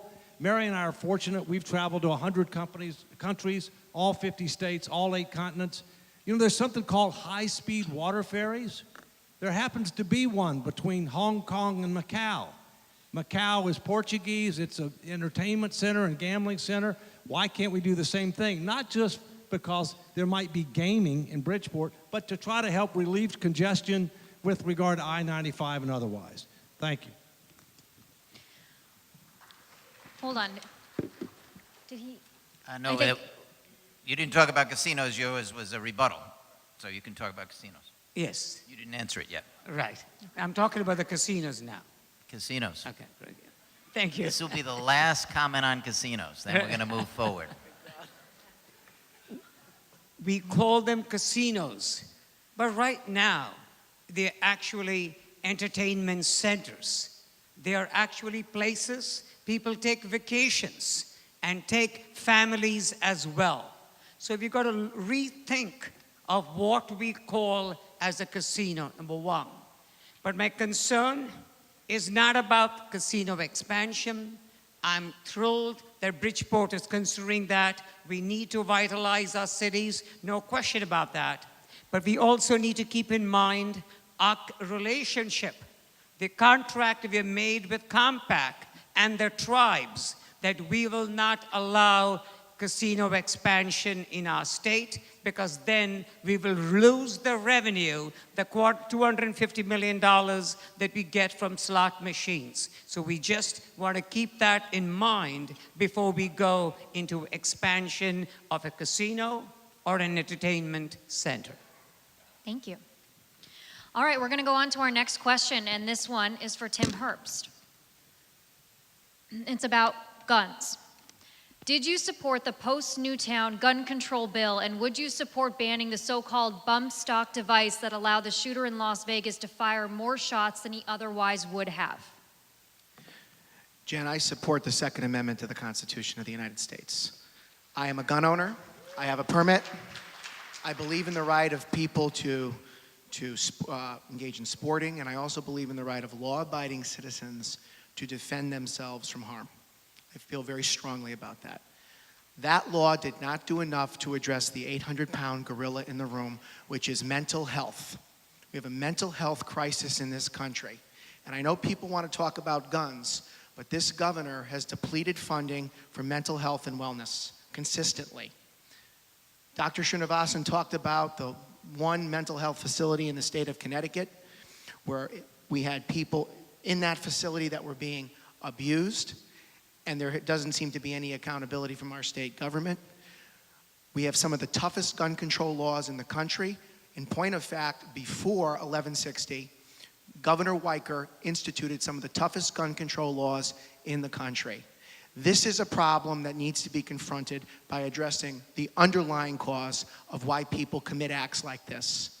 They're not operating on a full cylinder. When I'm governor, I am not going to punish law-abiding citizens. We're going to punish criminals. We're going to repeal the early prisoner release program under Dan Malloy. We're going to stop decimating the Connecticut State Police like this governor's done every year. And you know what? In my first 100 days as governor, I will send a bill to the legislature reinstituting the death penalty in the state of Connecticut. The bump stock device, though. Would you support that, banning that, or no? Senator Boucher asked for... The bump stock device, that was the question. The question was, would you support banning the so-called bump stock device that allowed the shooter in Las Vegas to fire more shots than he otherwise would have? There's questions about that actual device as it relates to Las Vegas. There are still questions about whether or not that was a bump stock, just to be clear. I think it's insignificant to point out that we have some of the toughest gun control laws in the country. And I think that what you're talking about, the Congress of the United States is going to have to take up. I am not in favor of any additional gun control until we start addressing mental health. We have people that kill other people with cars, mow people down, not just guns. We have people that commit violent acts because they're not operating with a full deck of cards. And what happened in Newtown was as much about mental health as anything else. And you know what? I haven't seen the legislature act upon addressing increased funding for mental health, increasing funding for school safety, which they should have done under 1160, and increasing funding for local towns and cities. All right, thank you, Tim. Senator Boucher? Prior to 1160, the state of Connecticut always negotiated with both sides on the gun issue. And I never voted for anything that wasn't a compromise and agreed upon by both sides. When Sandy Hook occurred, they asked me to chair the school safety committee of that committee, not the gun portion of that bill. And we really did put in place some good school reform and changes. As was said, and I afterwards also supported any amendment that would make more flexible, including the magazine size for guns from 10 to 17. But at the end of the day, the bill did pass. And at the end of the day, it's not going to do a whole heck of a lot, really, for gun control in essence, because every weekend they sell guns off the back of a trunk of a car that's illegal in many of our inner cities. And so the enforcement, to me, is really the big issue. I don't think we need to go any further. If anything, we need to make the gun laws a little bit more flexible. Thank you. Mr. Handler? So I too support the Second Amendment, and I do support law-abiding citizens to have the right to bear arms. Many of you know that I'm the Chief Financial Officer for the City of Stamford. What you don't know is I'm also the Emergency Management Director for the town of New Canaan, where I live, my wife Sarah and our 4 daughters. And in that responsibility, I also am responsible for looking over the school safety of our 3,000 children. As part of that job, I had the pleasure, or displeasure, depending on how you look at it, to attend an NYPD briefing, counterintelligence briefing, on the Las Vegas shooting in particular. We covered the Fort Lauderdale shooting, and we covered the Las Vegas shooting. I had the sheriff's office from Las Vegas come in, and I got to witness, unfortunately, all the footage captured by police body cameras, all the footage captured by surveillance cameras in the casino. I also viewed all the footage captured by Uber drivers waiting for the people at the show to let out. And what I saw, I had to sit through 6 minutes of 1,100 shots being fired. So to answer your question, the bump stock is not a recreational shooting device. It's something that is designed for mass killing. I do agree that this is a mental health issue, and we've got to put more money towards mental health. I do strongly support the Second Amendment, but there is no benefit to the bump stock for hunting. Thank you. Can I? Thank you. Hold on, late your turn. Did you want to go, Mr. I thought we were coming this way. Okay. Mm-hmm. We'll get to you. I am a physician in practice for almost 40 years now. And to me, the critical point on this discussion is mental health. Unless and until we have enough funding and we address mental health, all of these, what we see, the atrocities, whether in our own state and in other states across the nation, will continue. And what we try to do here is law-abiding citizens become felons, and those who don't abide by the law don't care about it anyway. So to me, I would always focus, I would always concentrate as we move forward, how can we, how should we continue to address this big plague that we have, mental illness, an illness that you do not want to talk about, continues to stay in the closet, as opposed to other illnesses. If I, God forbid, I don't, if I have cancer, you are all going to empathize with me. You're going to be supporting me. Why not mental health? That's what we need to address. I just want to make sure we're doing the same thing that I did with Mr. Herbst over there. Would you support Representative Srinivasan or not a bump stock ban?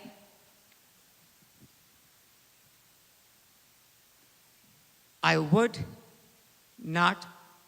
support a bump stock ban because the federal government is looking into it. And I'm going to wait and see what the recommendations are going to be. I believe in law of the land, whether it be sanctuary cities, which I will always oppose, because that is the law of the land. And the same thing here, look at it at a national level, see what the picture is, and that's what I will be supporting moving forward. Believe in the Constitution, the second Constitution, and each and every part of what our Constitution stands for. Thank you. Apologize, Mr. Walker. No problem.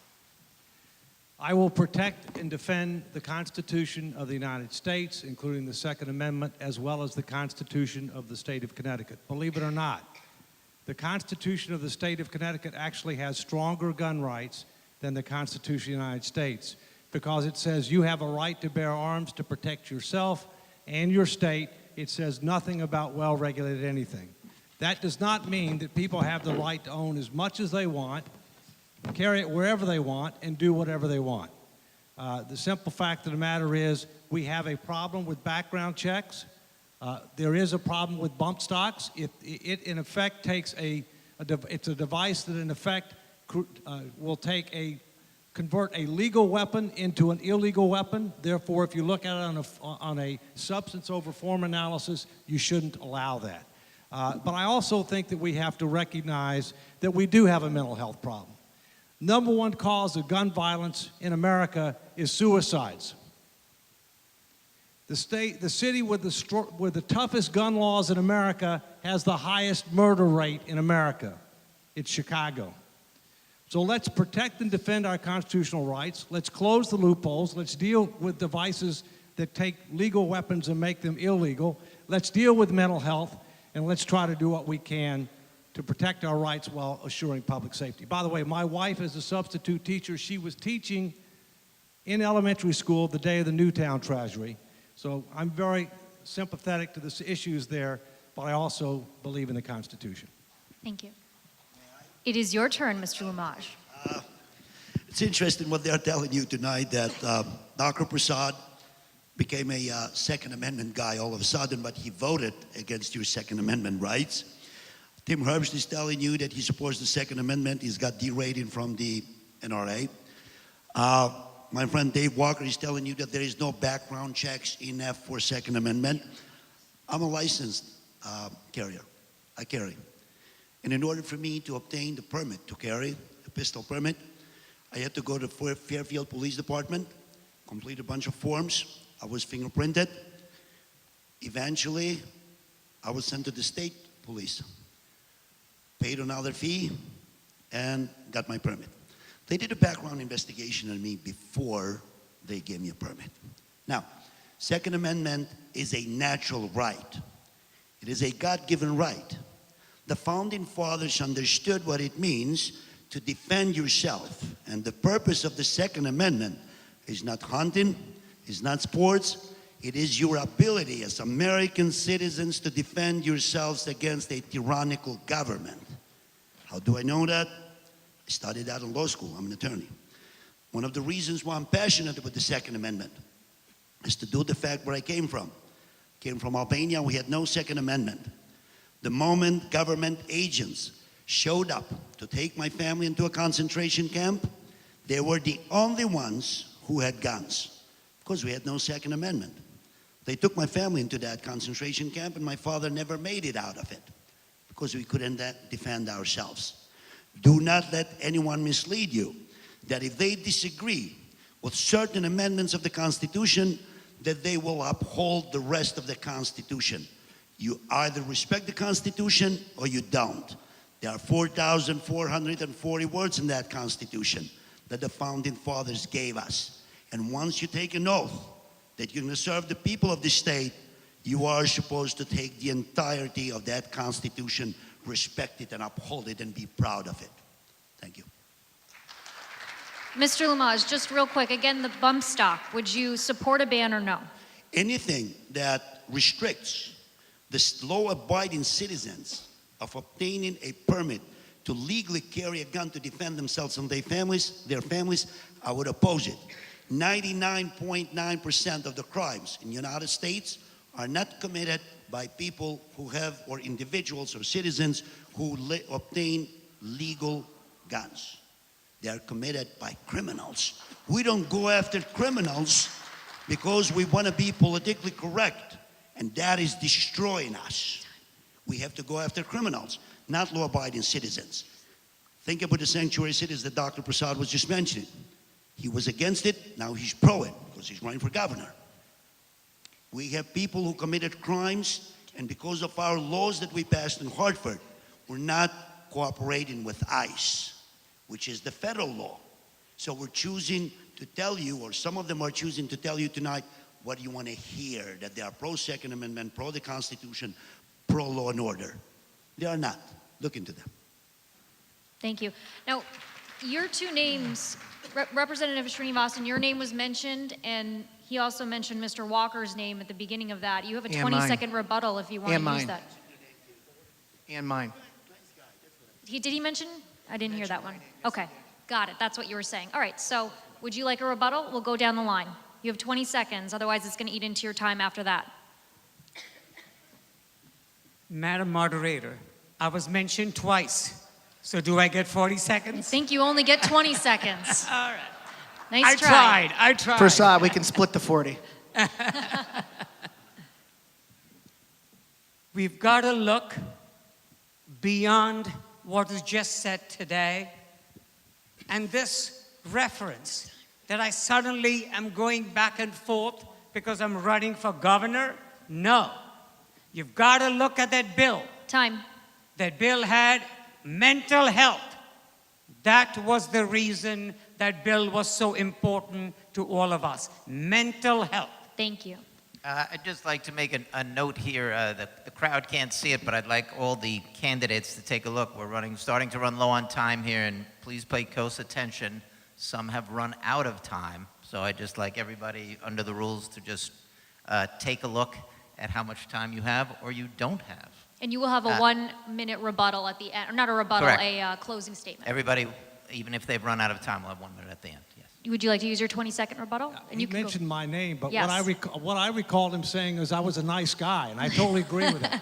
Although he implied if you had any restriction whatsoever that you were violating the Second Amendment.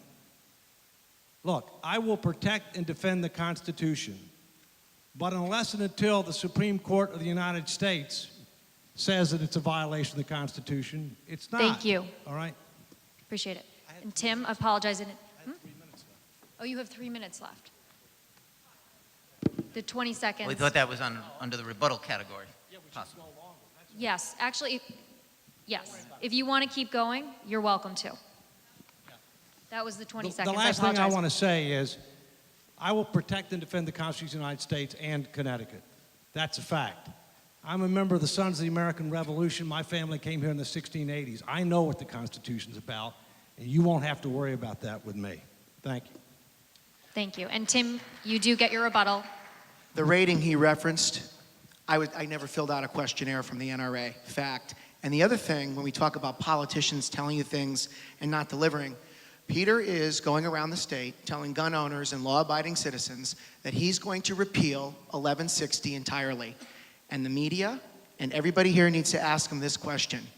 Where are the 76 votes in the House and the 19 votes in the Senate that he's going to produce to repeal 1160? I think that's 20 seconds. And now you get a rebuttal. I have the right to respond. If it comes to my desk, I will repeal it. Because when they passed it, didn't make any sense. That law would not have prevented the tragedy that happened that day. It is unfortunate, but would not have done anything to prevent the tragedy. And Tony Boucher, just to mention her name, she voted for that too. We got 3 Republicans here tonight who voted in favor of restricting your Second Amendment right. I'm concerned about it, because if they don't respect your Second Amendment, who assures you that they are going to respect your First Amendment or Fourth Amendment or Fifth Amendment?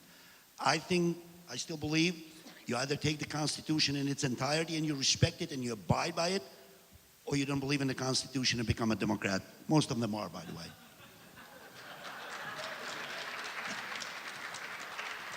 I just want to make sure I'm clear. Who's out of time right now? Representative Srinivasan and Tim. And Tim Herbst. It's just how many people? And Peter Lamage is out of time too. So when you ask a follow-up, that counts against our time. Because you asked me 2 questions on guns, not 1. Well, I mean, if you're going to be that much of a stickler, but you got to answer the question. All right, Steve. I think Steve has not answered yet. Has not answered not the gun gone yet, question. correct? So come on up if you want to. Finally got back into this. Twice in my life, I took an oath to support and defend the Constitution of the United States. The first was on induction day at the Naval Academy as a midshipman. The second was when I became an officer in the Navy. And I've always taken that oath very seriously.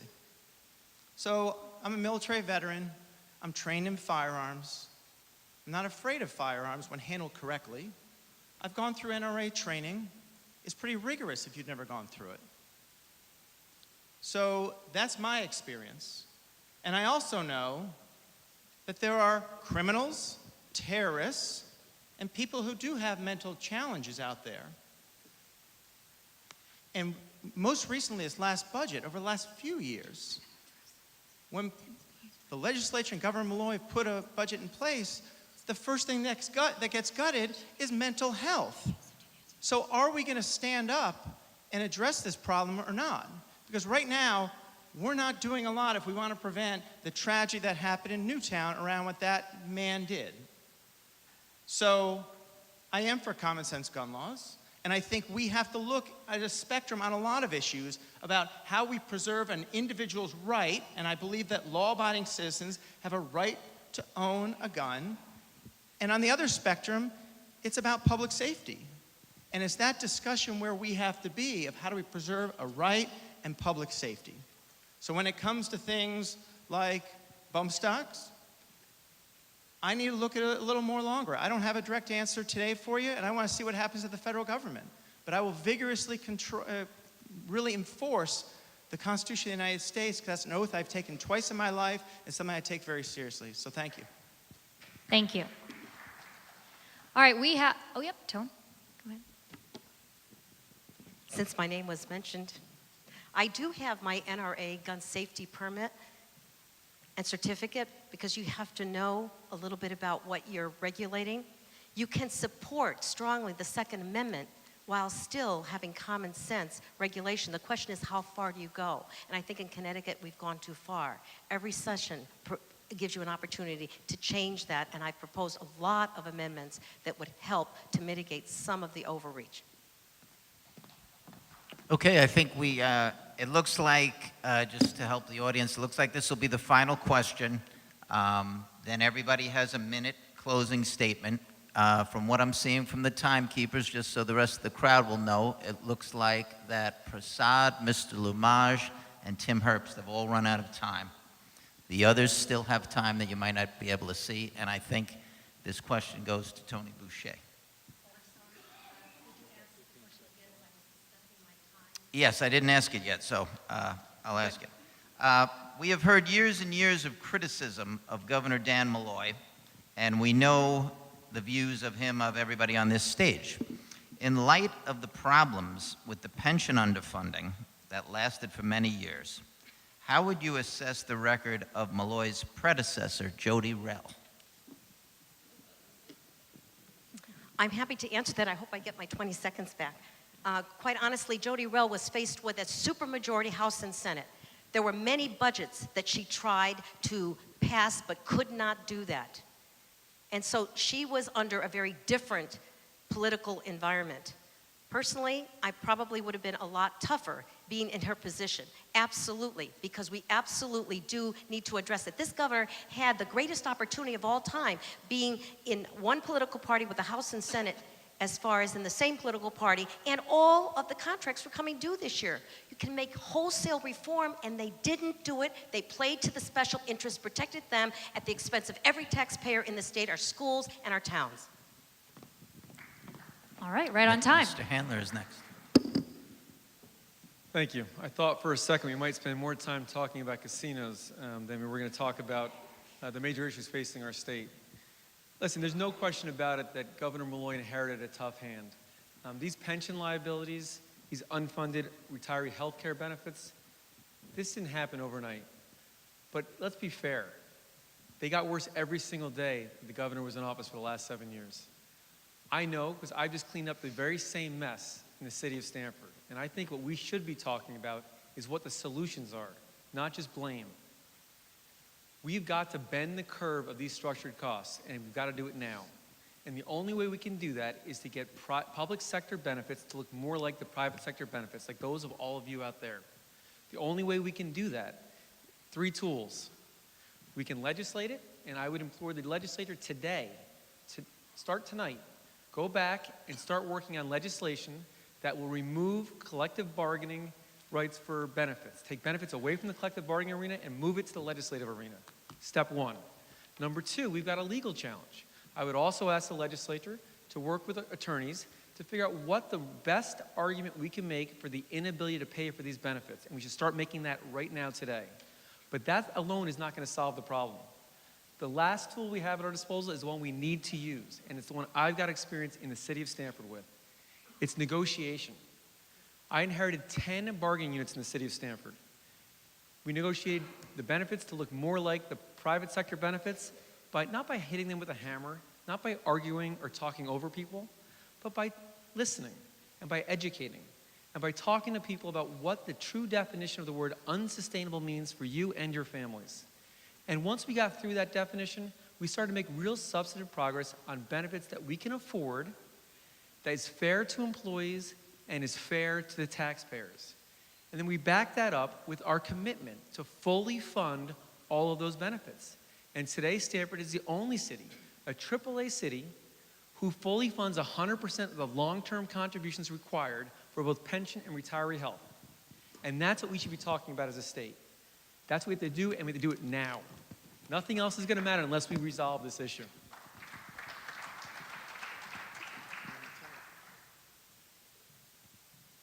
The number one financial challenge facing this state is $71 billion in unfunded pension and retiree health care benefits. Based upon reasonable assumptions, pensions are funded at 25 cents on the dollar. Retiree health care is funded 1 to 2 cents on the dollar. It is 70 to 80% of our financial problem. You cannot restore the competitive posture of this state. You cannot assure fiscal sustainability of this state unless you deal with that. Number two, this state has the highest excess compensation or compensation premium as compared to the private sector for people with comparable skills and knowledge of any state in the union.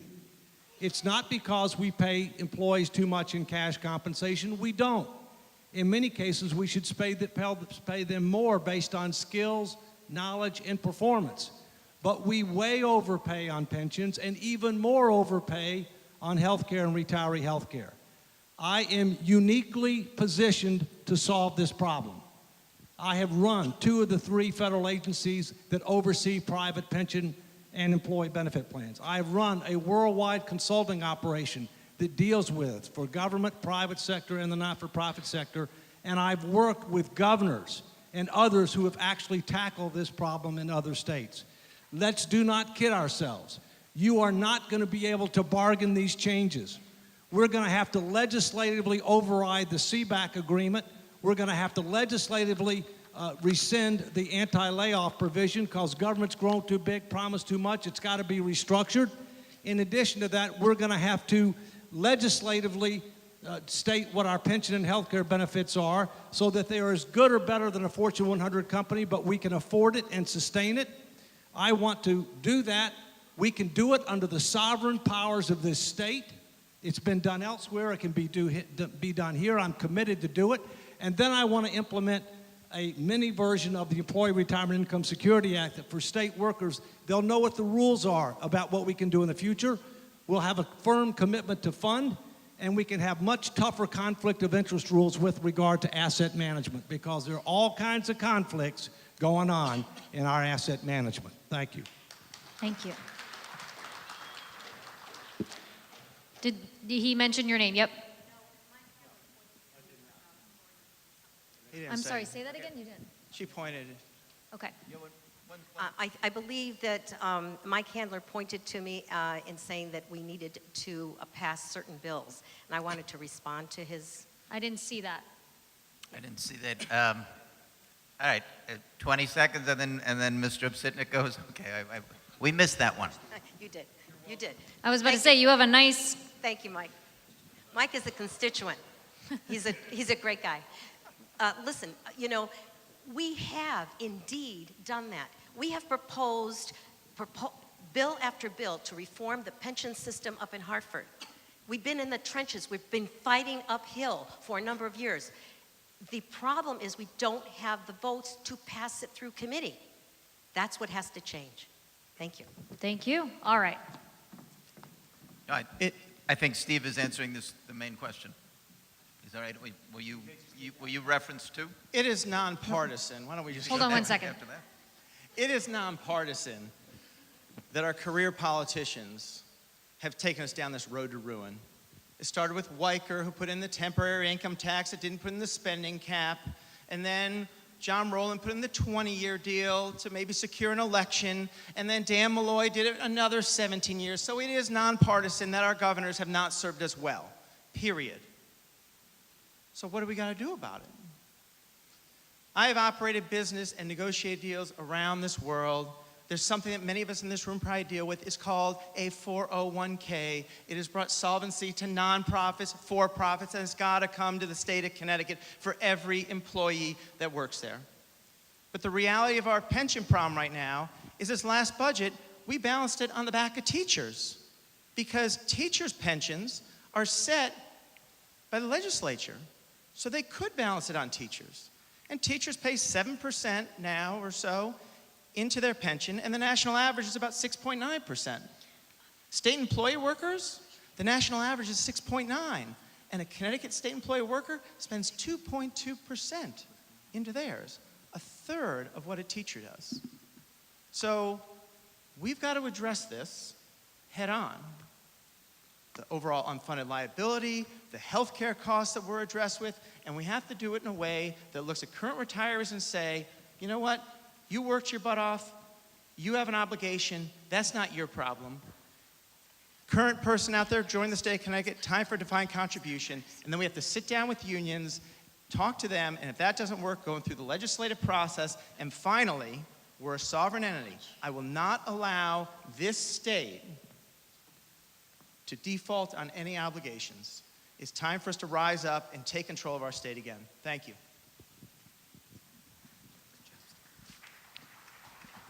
This is a 20-second rebuttal, I believe. I was referenced as a legislator, and that's why I'm rebutting here.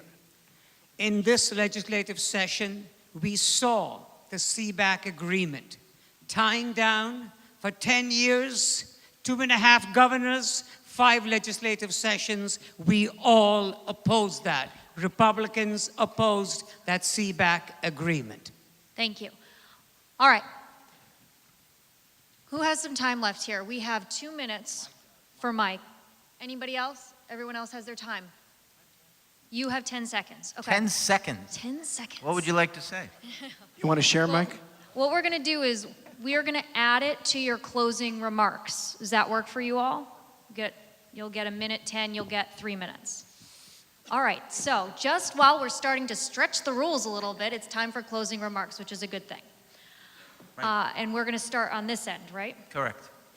We start at the end, Senator and Senator Boucher. Boucher is first, and then we will swing back. In my exploration for statewide office, 2 things come to mind. Number one, when your financial house is in order, you better get ready to do that turnaround immediately. You don't have 2 or 3 years to learn the ropes. Number 2, we are a deep blue state.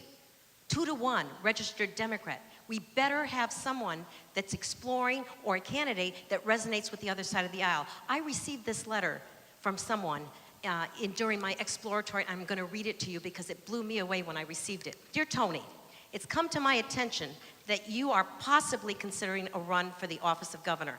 I hope you do it. As a member of the other party, there comes a time to put partisan politics aside and do the right thing. Connecticut needs you to set us back on the right track. You have my complete support should you run. In many ways, you remind me of Ella Grasso. I truly felt she was one of the very best governors this state has ever seen. Just remember, in the end, you'll be judged by your integrity, dedication, commitment, and courage. I believe you have all 4. Thanks for all you do. I know at times like this, it seems like a thankless job, but there's no doubt you've always tried to do what's best for your district and the state. All the best, Dr. Margaret Reed. Boy, that really touched me deeply and has made me more... Thank you, Senator. Thank you. These are 1-minute closing remarks, just as a reminder. Thank you. Go Nope, right ahead. I'm not going to start it yet. You've heard me talk about proven reformers and sending Hartford outsiders to clean up the mess under the Gold Dome. But I believe leaders lead by example. And I'm the only candidate on the stage tonight that has signed a lead by example pledge. And I've said I'm going to do, as governor, what I did in Trumbull. I'm going to refuse a pension from the state of Connecticut. I'm going to insist that all of my department heads, agency heads do the same. I'm going to insist that a part-time citizen legislature no longer receive a pension benefit. And I'm the only person on this stage who is committed to not accepting donations from Hartford lobbyists. Because if we're going to change the culture in Hartford, we have to lead by example. And if we're going to lead by example and change the culture, we have to win. And we have to nominate candidates that have been battle-tested and battle-ready. I had the honor and privilege of being your candidate for state treasurer back in 2014, taking on a very popular 16-year incumbent and coming within less than 1%. I've beat a Democratic incumbent in Trumbull. I was the first Republican first selectman re-elected in 40 years. We need to win to fix our state. You have a minute 10. For 30 years, we've been going down this road to ruin, led there by career politicians that care more about the status quo than breaking us out of this downward spiral. So, how's it working? Falling wages, falling home prices, the exodus of 100 people who have to move out of Connecticut each and every day to find opportunities somewhere else is just wrong.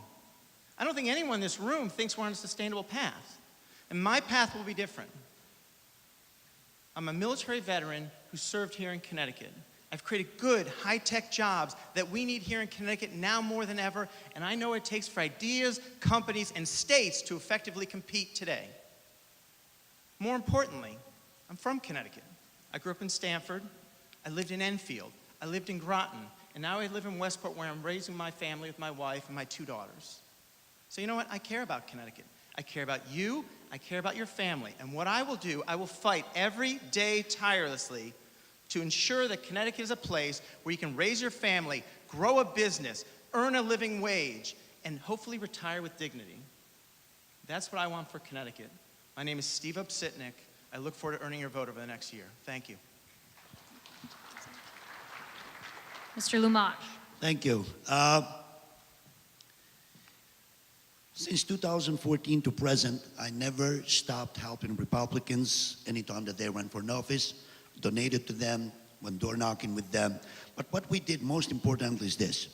We have registered so far almost 50,000 people in our state who never voted Republican before, who are willing to vote Republican and support me if I get your nomination. That number is going to make all the difference. It is the inner cities, which the Republican Party completely ignored, various ethnic groups who never voted Republican before, and what we did, we went to those cities, we went to these ethnic groups, we're converting them into Republicans. That is the strategy for us to win in 2018. Dan Drew sent an email, and by mistake, he sent it to our campaign too. What he said is that we have to defeat Peter Lumage, who has raised over $400,000 so far for the campaign. And he's right. He should fear me because I'm the one who's going to defeat him. Thank you very much and have a great night.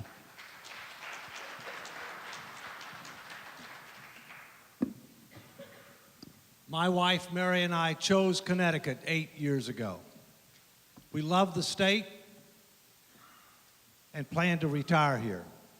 We have decided to fight rather than flee. But let me say, you need to consider 2 things. Number 1, who can win? I'm a Reagan, Bush 41, and Clinton presidential appointee confirmed by the Senate 3 times unanimously when the Democrats controlled it twice, the Republicans once. I have Republicans, Democrats, and independents holding fundraisers for me, some Democrats that have never voted for a Republican in their life because they love the state, they know it's in trouble, and they want somebody to solve the problem. I'm the only candidate on this stage, or frankly ones that aren't on this stage who are running on either side, who's actually made government smaller, more economical, more efficient, more effective, and improved the financial condition of the entity that I was responsible for when I was the leader. I can do it. I've done it. You need a proven leader to save this state. But it's not just the governor. Thank you, we need Mr. the Walker. Senate and the House. We need a team. Let's turn around Connecticut.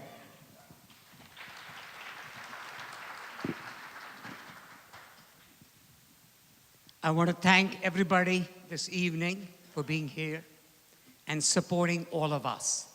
You heard differences among all of us. And the important thing we've got to remember is Connecticut is not only a 203 state, it has an area called 860 is another area code where I come from, and that is critical in this election moving forward. I am not your stereotype Republican. Look at all of us here. You need a message. You need a messenger. The message has to resonate not just with the Republicans. It didn't get us far in the last 2 election cycles for governor. You need a candidate whose message will resonate with the independents. 60%, 50 to 60% of the state are independents, and bring over the crossover Democrats. That candidate is me. Give me your voice, give me your choice, and I'll be your candidate, your voice. Thank you. You have 3 minutes, Mr. Handler. Thank you. First, Jen, Chris, thank you both for moderating tonight. Thank you all for being a wonderful audience. Listen, we all know what's at stake. We've got a lot riding on this election in 2018. If we don't make serious substantive change, things are not going to be the way Connecticut deserves it to be. Sarah and I have 4 daughters. We refuse to live in a state where our daughters are going to grow up and go off and explore the world in college and not be able to come back to our state and raise our grandchildren around us. I do not want to be that grandfather who gets on a plane to go visit my grandchildren. But we're not going to get there with platitudes and promises. We're not going to get there with IOUs. We won't get there with token givebacks. We need to make substantive change, and we need to make it now. We need to bend the curve of our fixed structural costs until we can afford to live in our homes. We're looking at real property value devaluation if we are not careful here. We saw it in the governor's first proposal for the budget. We know what 1/3 of the unfunded teacher pensions pushed onto our towns does to all of our home values. We cannot afford that to happen. We do not have a revenue problem. We have a spending problem, and we must address it now. My mission is to travel around the state and not talk about the blame and the problems. It's to talk about the solutions. We need to fix our structured liabilities. It's not sexy. No one wants to talk about it. But these pensions and these unfunded retiree health benefits are crowding out everything else we want to do in this state. The saddest thing about tonight's debate, we didn't spend 1 minute talking about education. Something that is probably more important to all of you than any casino in the world. We have got to get back to doing good things in our state, but we cannot do it in financial crisis.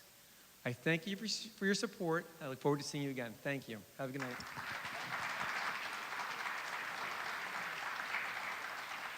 All right. Thank you, everyone. We wanted to thank the audience. This was a very good audience. Yes, you guys were excellent. No disruptions, no problems. We think everyone got a fair shake. We wanted to thank the candidates, and thank you, timekeepers. Everyone used up their time. Before we go, if we could just give a round of applause for these candidates who've stood up here tonight for 2 hours. This is not easy. And I have to tell you, before you leave tonight, understand this, that if we're going to save this state, it's going to take the people in this room. It's going to take your energy, your effort, your donations, your support, your phone banking. We cannot save the state without you. So if any of these candidates inspired you, get involved and help them take and fix this state. Thank you. Enjoy the rest of your night. Thank you so much for coming.